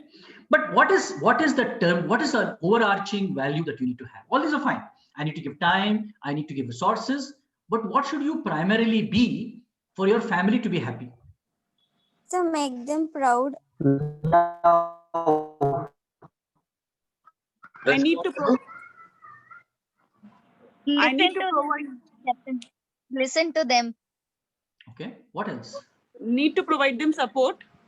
Very the good. basic needs to be met. What is that one thing. word? What is that one word that can capture everything that you guys are saying? Take responsibilities. What? Take responsibilities. Absolutely. Yeah. You need to be responsible. Please don't forget that without you being responsible, your family cannot be happy.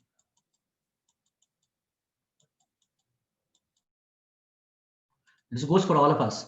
So the point I was trying to make is that you have terminal values and you have instrumental values. You should understand the difference of the two. Values are very important because they affect your motivation levels, they affect how you behave, they affect your attitudes, and all these things have a deep impact on what is happening within an organization. And that is why you have organizations like, say, the armed forces, who are very careful about what kind of people they let in. And they are very careful in checking value systems. They're very careful in checking personality traits, so that you don't have guys coming in and causing conflict, or who can derail the set value systems of an organization, and so on and so forth. Other organizations which I have seen which very carefully map this is Google. Google is very, very careful in what kind of people they allow into the organization. So you just can't walk in to Google. They have several tests in assessment center, and then they sort of do this. Yeah.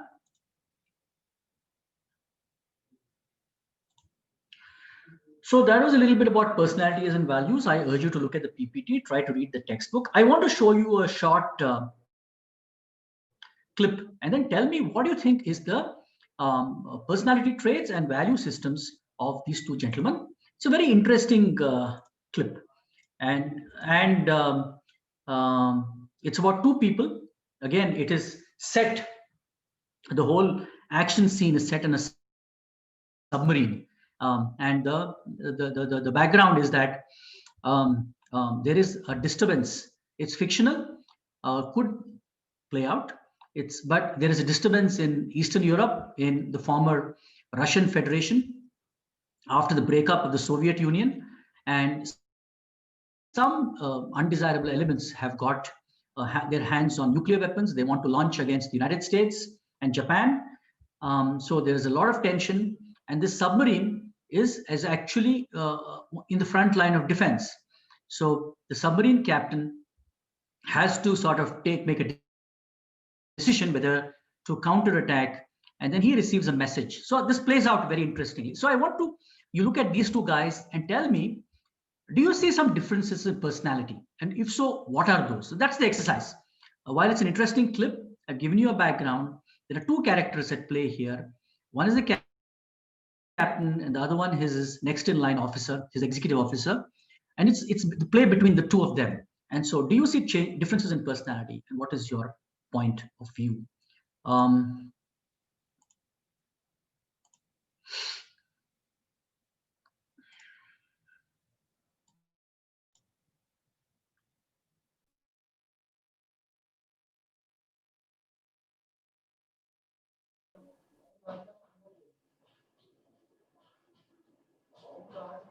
Captain, you are not audible. Yeah, if you allow people with different personalities and different value systems. Indra Kulkarni, can you mute, please? Yeah. So what did you think? Do you think there was a personality clash there? Do you think they had different value systems? Yes, Captain. They have different value systems. So if you look through that laundry list of personality traits, you will find that both of them come with very different personality traits. Furthermore, if you look at the full movie, you will find that, first of all, this captain doesn't like African American people, and he is condescending. He thinks that they are not competent and they don't know their job. So Mr. Hari Prasad K. Yes, sir. Yeah. So that is why it is so important. So if you have varied personalities, varied value systems coming into play, your chances of conflict, power struggles, and so on. But also the interesting point is that, you know, it is very impressive how the junior guy stands up for what he thinks is right. So this clip is very interesting. I put it up on the LMS. Watch it again, and then look at the personality traits that I have sort of put in this PPT, and then try to correlate the two characters. Can you do that, please? Sure, sir, sure. Yeah.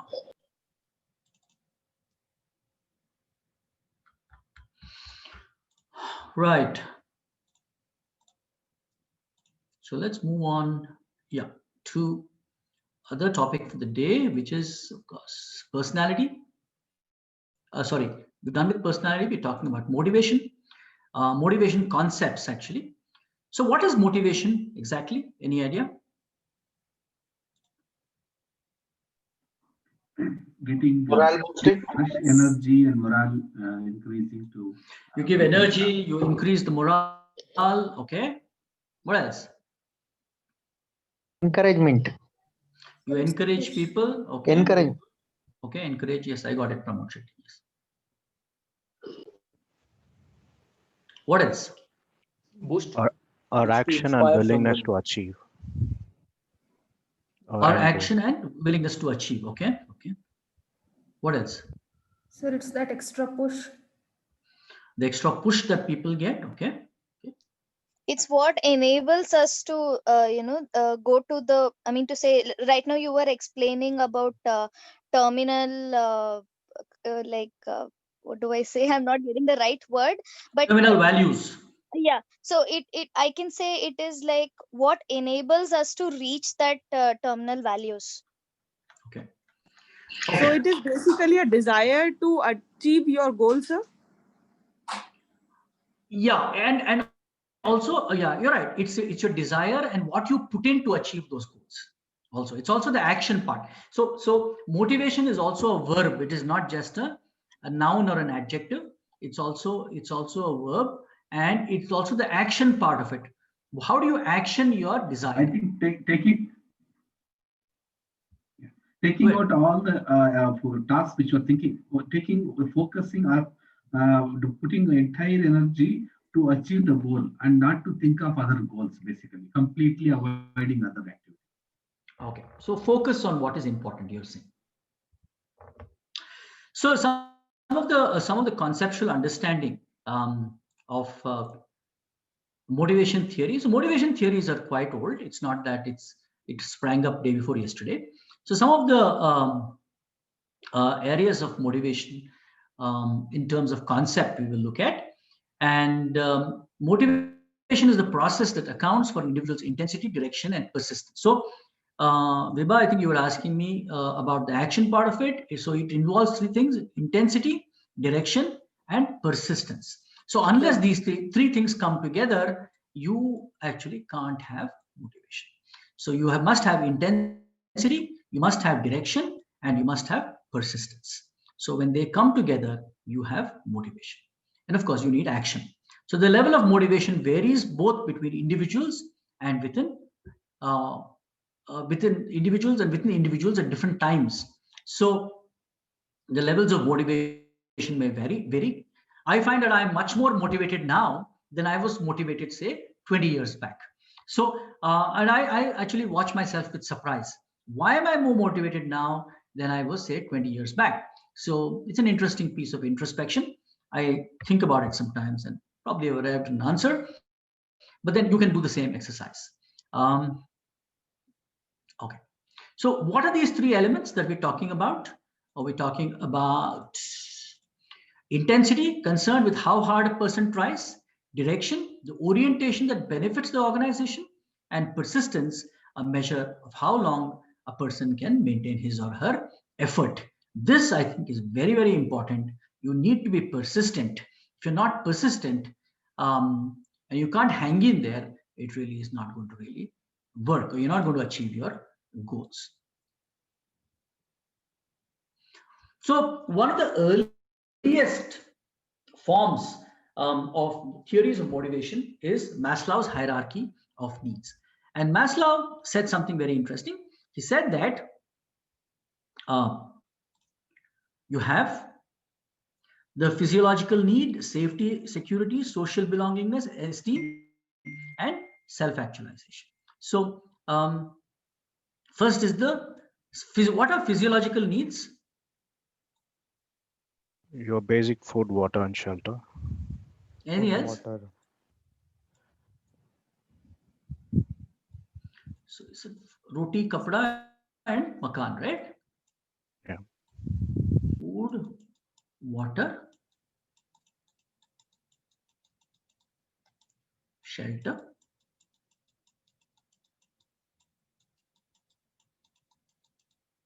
and later psychologists said that one of the basic needs that humans have is, anybody wants to volunteer? What is the fourth thing? Internet. Mobile. What else? Mobile. Wi-Fi. Peace of mind. Sleep. Peace of mind. Broadband. Money. No, he wrote it. It's sex. Yeah. So a lot of psychologists say our physiological needs are food, water, shelter, and sex.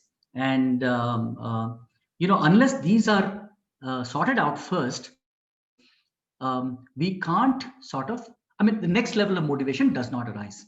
So that was what Maslow said. And the next need is the safety and security needs. So after these are established, that is food, water, shelter, and sex, we get to the security needs. People want to feel secure. Then they want to have social belonging. Yeah, they want to have clubs and so on and so forth. They want to live in communities.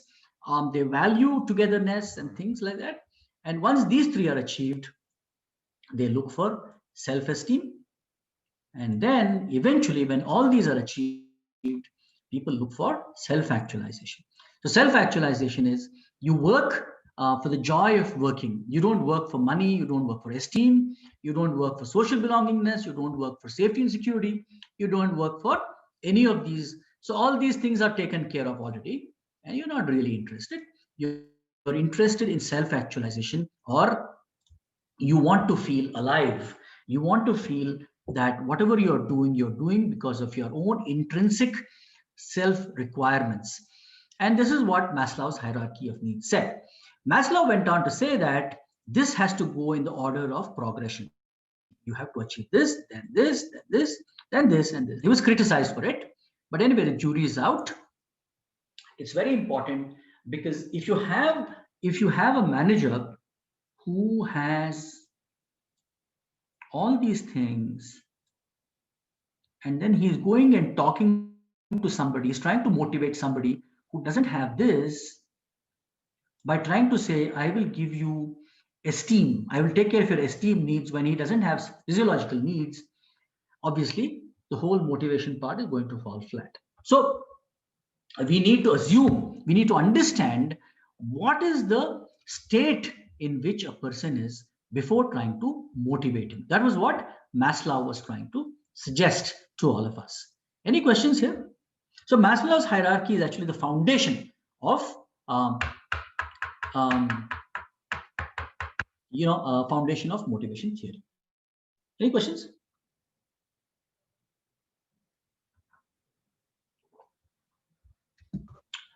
No, Captain. Okay, so so Maslow's theory has received wide recognition, and it is actually very intuitive, and so on and so forth. Okay, another important theory is Herzberg's two. So you have to remember these two theories: Maslow's hierarchy of needs and Herzberg's two-factor theory. So Herzberg said something very interesting. Herzberg said that there are two things in life. One is the motivator, and the other one is a hygiene factor. So listen to this carefully, please, because it can be a little confusing. So when you go to work, what is more important to you? Are you motivated if the job is challenging?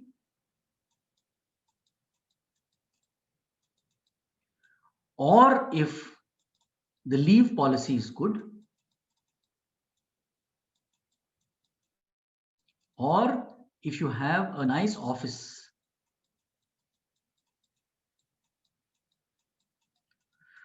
So what motivates you the most? You have a challenging and a nice, interesting job, or your leave policy is good, or your office is very pretty and nice. What motivates you? The job is challenging. The job is challenging. Then we feel motivated. It's depend upon individuals. No. Compensation, Professor. Salary. Okay, salary. Okay.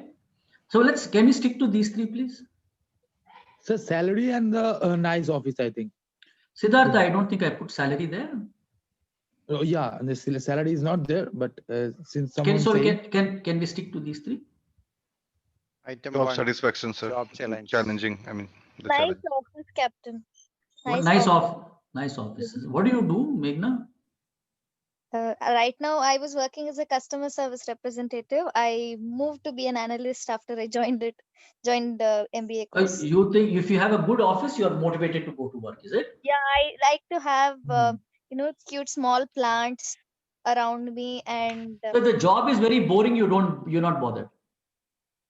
anyways, there are other things that motivates me. Ultimately I'm getting my salary and I have to do my job. So what motivates me is the environment and nice people and small things that I enjoy. Okay. So I think a cute office is what I expect. Okay. So the job profile is given before I selected the for the job. The job profile is already given. So after that, if the office matters, then this will look great with the both combinations. Okay, Vikrant, you have something to say?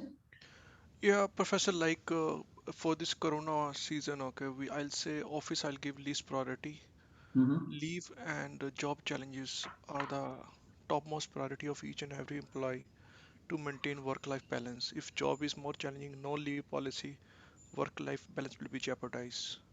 Very good, good. I think you brought in some interesting points. What Herzberg was trying to say is that there are two things called extrinsic motivators, yeah, and intrinsic motivators. Yeah, intrinsic. So he called these as motivators. Sorry, he called these as hygiene factors. And he called intrinsic as motivators. So he said that the quality of your job is very important.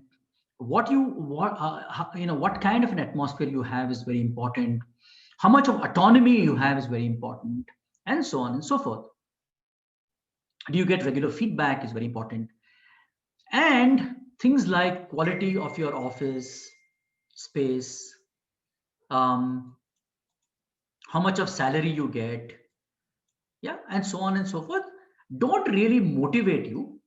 But if you don't have them, they can be demotivators. If you have them, not necessarily they will motivate you. They will just keep you satisfied. So he called it satisfaction and not so you have to make the difference here. So he said that if you want to motivate somebody, you must have motivators. If you just want to keep somebody satisfied, you can have hygiene factor. Both are important, but what is of course more important is the motivator. Because if you just give people a good office and a good salary and so on and so forth, but a lousy job and a very boring job, sooner or later they're going to be demotivated.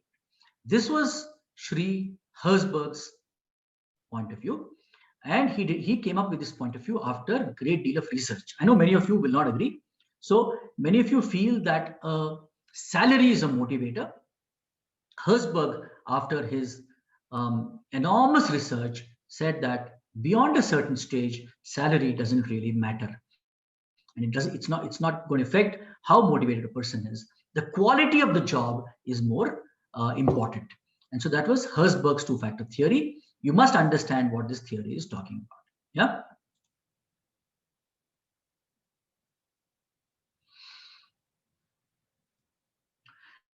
And then we have McClelland. So these are the early theories of motivation. McClelland came up with an interesting theory, and this is very applicable. And he said that all human beings have three needs. He said we have a need for achievement, we have a need for power, and we have a need for affiliation. So people with a need for achievement, drive towards achievement. They want to achieve. So if I look at myself, I have a high need for achievement. I want to achieve more and more. Not only for me, but for my family, people around me, and so on and so forth. I'm not so concerned with power. If I was very concerned about power, I would never have given up my job as a captain, because I had enormous power and I enjoyed that power. And then there is a need for affiliation. That is, you want to be liked by other people. You want to have relationship with other people, and so on and so forth. So generally, where we find that people with high needs for affiliation have a problem in getting results. So people with this have a problem with this. So when this becomes an obsession, everybody must like me. When you start getting into that mode, it becomes a problem. When people have high needs for achievement and power, they have a problem with forming relationships and so on. And so that could be a problem. So again, you're looking at balance over here. But McClelland said that basically people come with three needs. They're motivated by three things: either the need for achievement, the need for power, and the need for affiliation. So suppose somebody comes with a need for affiliation into your organization. They want to be friendly, they want to have small parties, they want to sort of form communities and so on within the organization. And you're telling them, okay, I will motivate you by making you a manager. I will make you a senior manager. He may not be motivated. He may not be interested at all. What he's looking for is a more friendly place. looking for this. Yeah.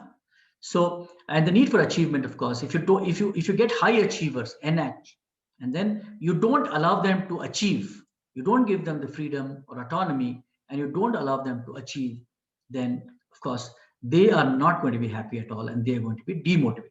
So the McLennan's theory of needs is a very important theory, and actually you can apply it to yourself, and you can carry out some tests and then find out in which category you fall. So for example, when I did this test several years ago, I found that my need for achievement was very high, my need for power was next, and I had a very low score on this.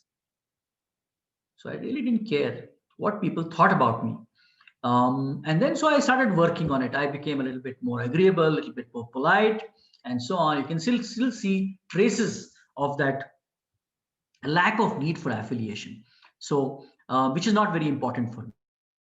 But if you want to have successful careers, you must be able to balance all three. And of course, the people who have high needs for achievement eventually reach the highest positions. So any questions here?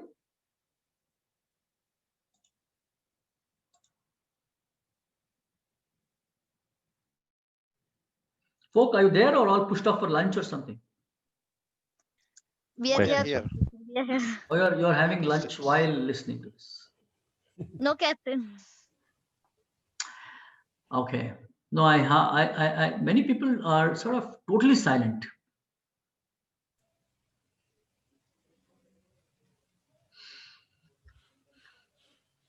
They just so attentive, maybe. Or maybe very inattentive. No, So we are following you, Professor.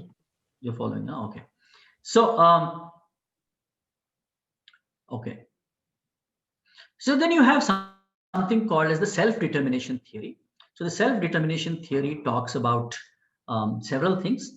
So the self-determination theory, Ryan and Dichi talked about it, and they came up with, they said that there are three important things for a person. One is autonomy. So autonomy or freedom to work you'll find it in several places. It's an important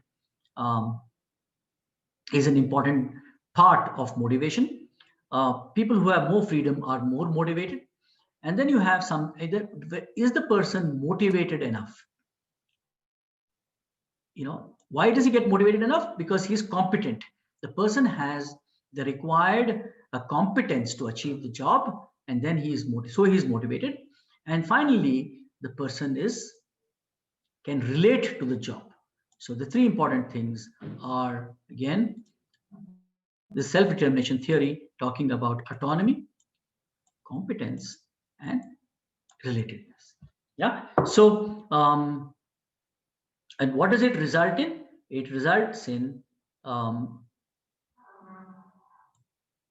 enhanced performance, persistence, and creativity. And this is what you get out of having these three. So that is what Ryan and Dichi said in the year 2000. So it's not very old, it's fairly recent, but it's an important theory. So you have, then you have something called as the goal setting theory. So the goal setting theory says, Locke's goal setting theory. He came up with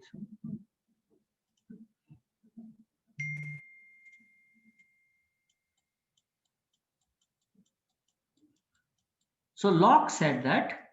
So can anybody tell me what are goals? How should goals be, first of all? Suppose you want to motivate people with a goal. Do you think goals motivate people? What's your point of view? Yes, sir. Yes, it does. Yes. The goals should be smart goals. Should be clear and achievable. Smart goals. So you should smart goals, yeah. So Locke said you must have smart goals. So this is another theory of motivation. He said if you stretch goals and you make them smart, then people are sort of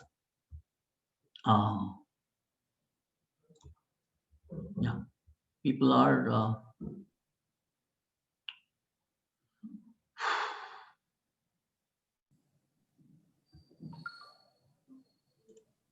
short-term goals and long-term goals, Captain. yeah, short-term and long-term goals and so on. Yeah.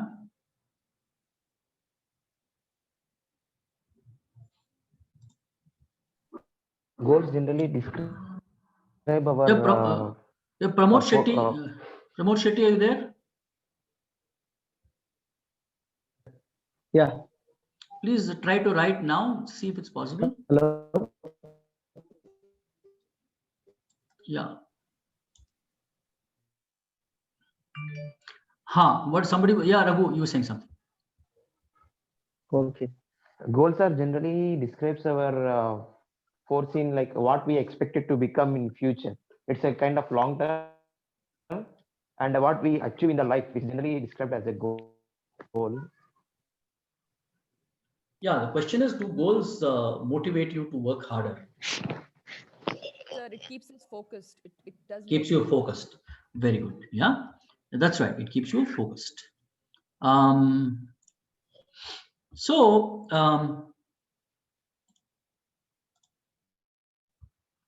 Yeah, so we can sort of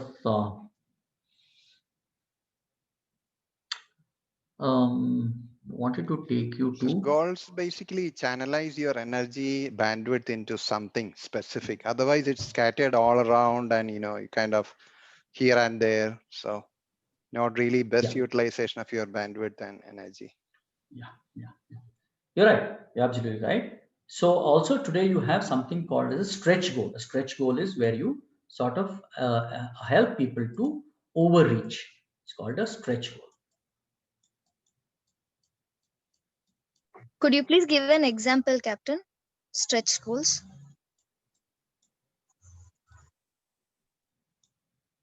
So Meghna, right? Yes, Captain. So Meghna, in the year 2022, can you climb Mount Everest? I've never thought of it, so. Please think about it and try it. I think what professor is helping. Okay. What professor is helping us, in the executive MBA is also a kind of stretching goals, because I think we are only focused on our jobs, but then I think we are doing something beyond our normal job. So maybe. Yeah, a stretch goal is, say a stretch goal is after I finish the EMBA, in the next 10 years, I want to be CEO, Meghna. That's a stretch goal. Okay. What do I do to make this happen? Yeah. So generally you will find most large organizations have stretch goals. They particularly the big organizations will give you, they want you to try. Achieving easy goals is not really good enough. Yeah. So this also falls in line with something called as Bandura's self-efficacy theory. We'll look at that in a couple of minutes. But before that, I want to take you from Locke's goal setting theory to what is called as Drucker's management by objectives. So, or MBO. Actually, many of you do this in your organization. Yeah. So MBO looks like this. So the problem with Locke's goal setting theory is that the boss sets the goal and then you sort of fall in line and obey it. In managing by objectives, Drucker said that you discuss with your boss and you sit and discuss your goals, and then you come to an agreement. So does that how it happens in your organization? Many of you? Yes, sir. No, sir. They will give us. Happens. We'll have a scorecard, Captain, set by the super seniors or super senior managers. But when you set up goals, don't you consult your subordinate that I'm giving you these goals? Is it all right? Not all right? Yeah, pretty much. Yes, sir. Pretty much.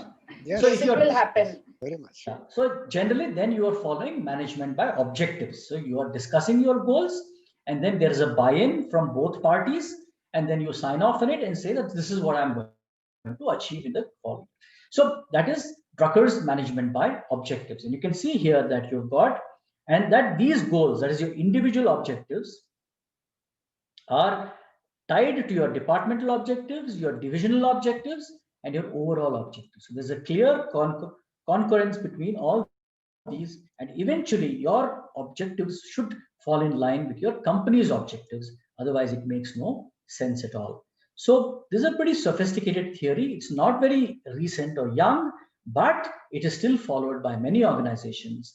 And because it is so simple to understand, and it is democratic in a sense, it is people like the idea that I have a buy-in, my boss is consulting me, and then we are coming up with a set of goals.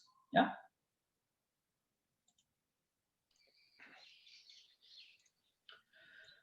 So yeah, we can. I want to take you straight away to yeah. So this is Bandura's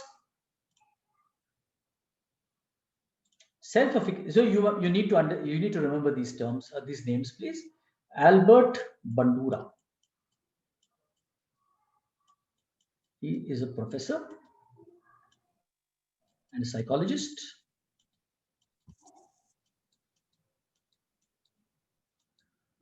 So Albert Bandura said that people are motivated if they have four things. That is, they have an active mastery, they have vicarious modeling, they have verbal persuasion, and they have arousal. So what he said is that you have to achieve mastery over. So to be motivated, you need these four things. He said you must have an active mastery. An active mastery is that you should be perfect at your job, or you should feel fully confident that you can get your job done. How do you achieve that? How do you achieve an active mastery? By knowing everything, means by practicing. Okay, Or yeah, right. Correct. by doing on-job training. Yeah, by working very hard and by doing it more and more often, you achieve. So you have people like, say, Tendulkar or Dravid or Virat Kohli. Everybody will tell you that they're super talented, but these people also practice very hard to achieve an active mastery. Vicarious modeling is have a good role model, watch somebody and then learn from them. So if you want to learn batting, watch Virat Kohli.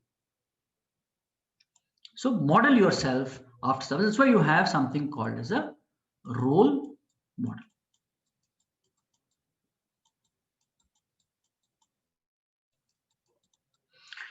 And then verbal persuasion. What is verbal persuasion? Verbal persuasion, everyday morning.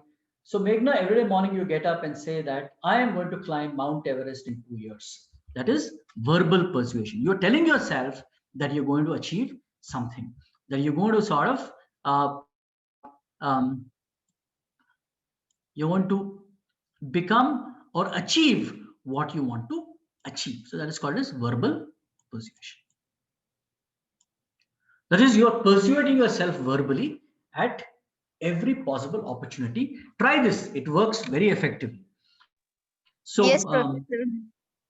I have tried that, and I always wanted a Vespa, so I tried that continuously for 3 years, and now it's 3 years old, and now I've got a car as well. So yeah, it definitely works. Every morning I do whatever I want to achieve, and it definitely works. I can assure on that. very nice, good. I'm happy you agree with me. And finally, arousal. What is arousal? Anybody? What do you mean by arousal? Get up and start working on those things. Get up and start working on those things. Okay. Sorry. Yeah, it's a little bit more than that. Yeah. Just give me 1 minute. Just give me one. Just give me 1 second.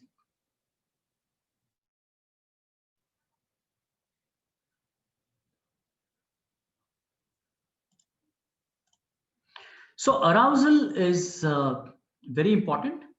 Stimulation, right? So how do you stimulate your brain to achieve what you want to achieve? Good. Let me show you this. Very interesting. Where did it disappear?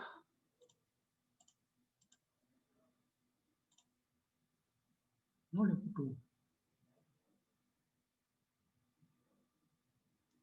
How come I'm having a problem? Just 1 minute, please.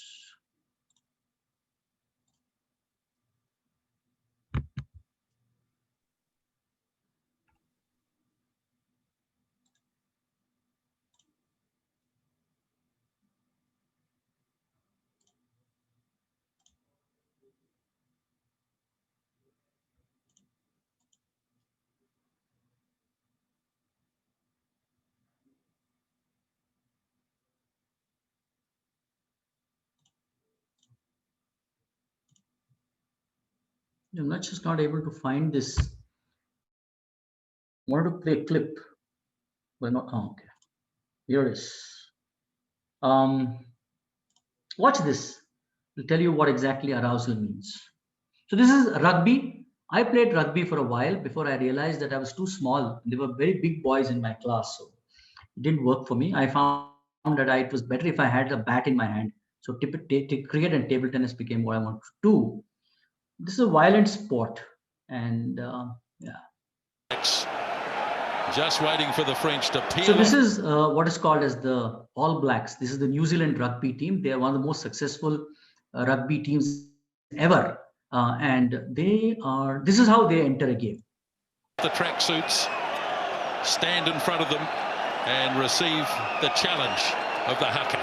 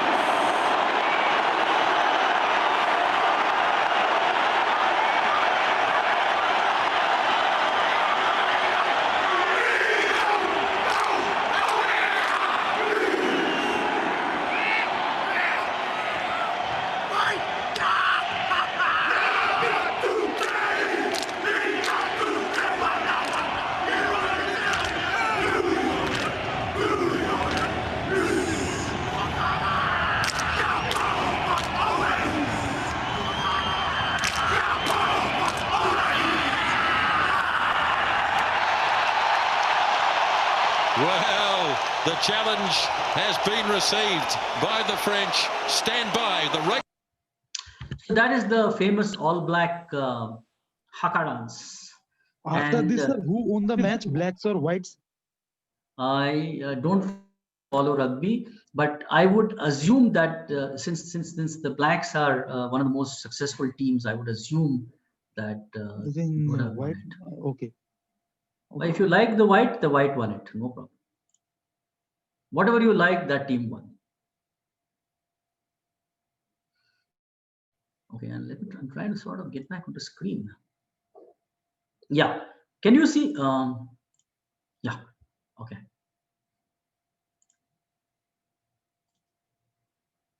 So that is arousal. So obviously you have to be able to use it in the right place, in the right time. You can't do this at the workplace, but then you can sort of motivate. So in cricket, you have the huddle, right? So Albert Bandura said that you must have an active mastery, vicarious modeling, verbal persuasion, and arousal. And it's called the social cognitive theory and social learning theory of Albert Bandura. It's an important theory. And a lot of people sort of are pursuant of this particular theory. So, okay. Before I end, yeah, let me talk about the Pygmalion effect. So somebody said they read a lot. So have you come across this word Pygmalion? Yes, sir. It's a book by, I don't remember the author's name, but it's a book. It's a drama. Very nice. So did you do ICSE or something, Spandan? Yeah, but it was not in our curriculum at that time. We had Julius Caesar. Yeah, I too had Julius Caesar, but then I later did Yeah, I also read it. the Pygmalion by a guy called George Bernard Shaw. Yeah, George Bernard Shaw. Right. Yeah, he was an Irish guy, very humorous and famous person. Yes. So he wrote this book called The Pygmalion, and basically a very interesting story. So it's about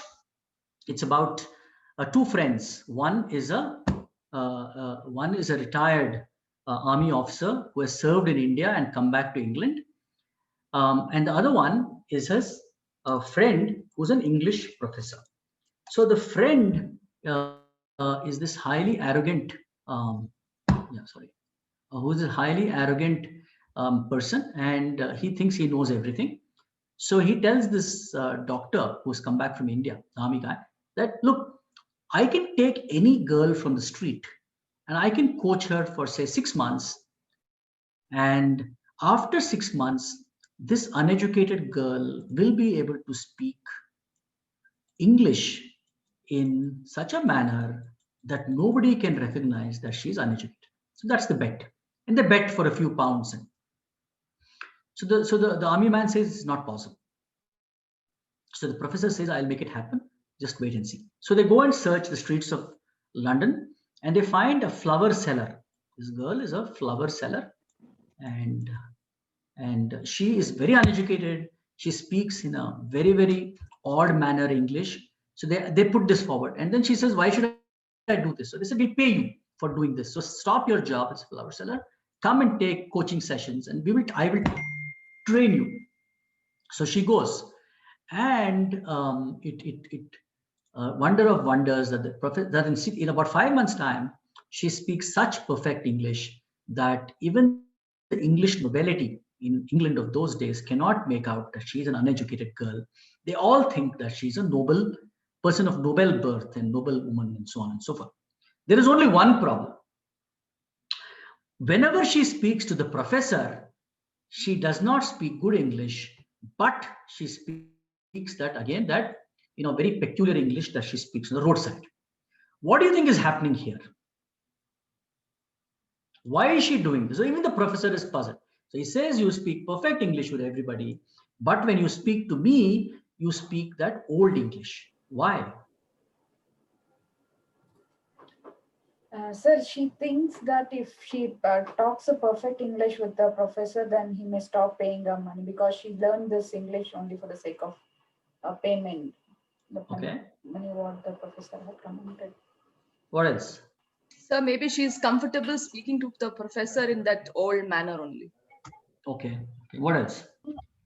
She always thinks highly about her professor, no matter how much she has learned, it is because of him, and maybe whatever she does is never enough, is what I feel.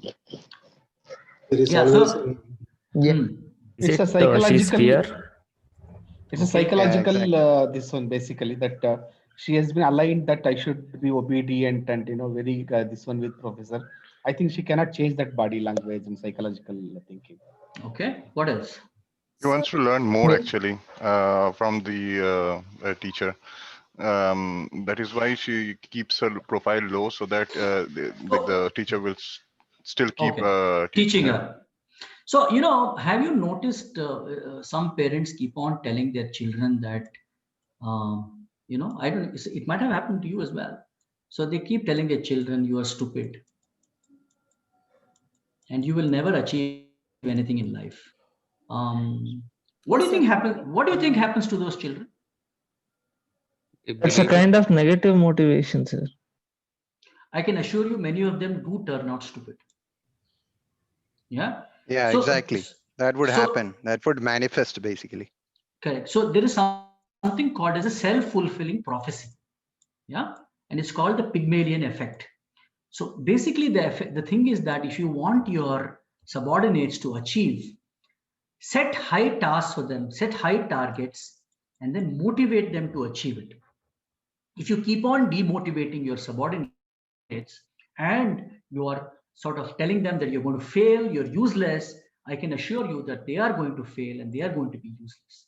So when this professor asked this girl, why do you speak to me like this? She tells him a very interesting thing. She says, everybody treats me like nobility. Only you treat me like that flower selling girl. That is why I feel no need to speak to you well.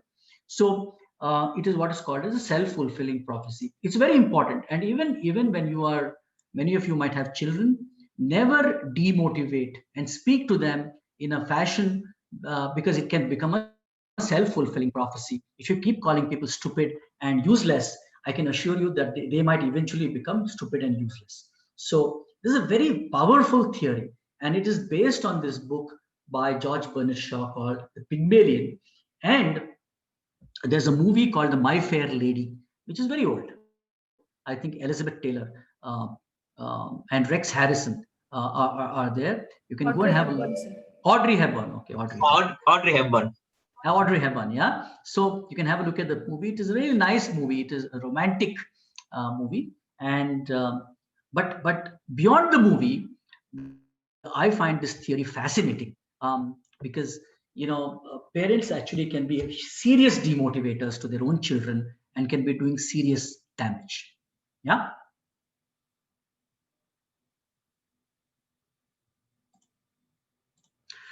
So, folk, I want to stop there. It's been an interesting class. So, are there any questions? Chetan, you have any questions?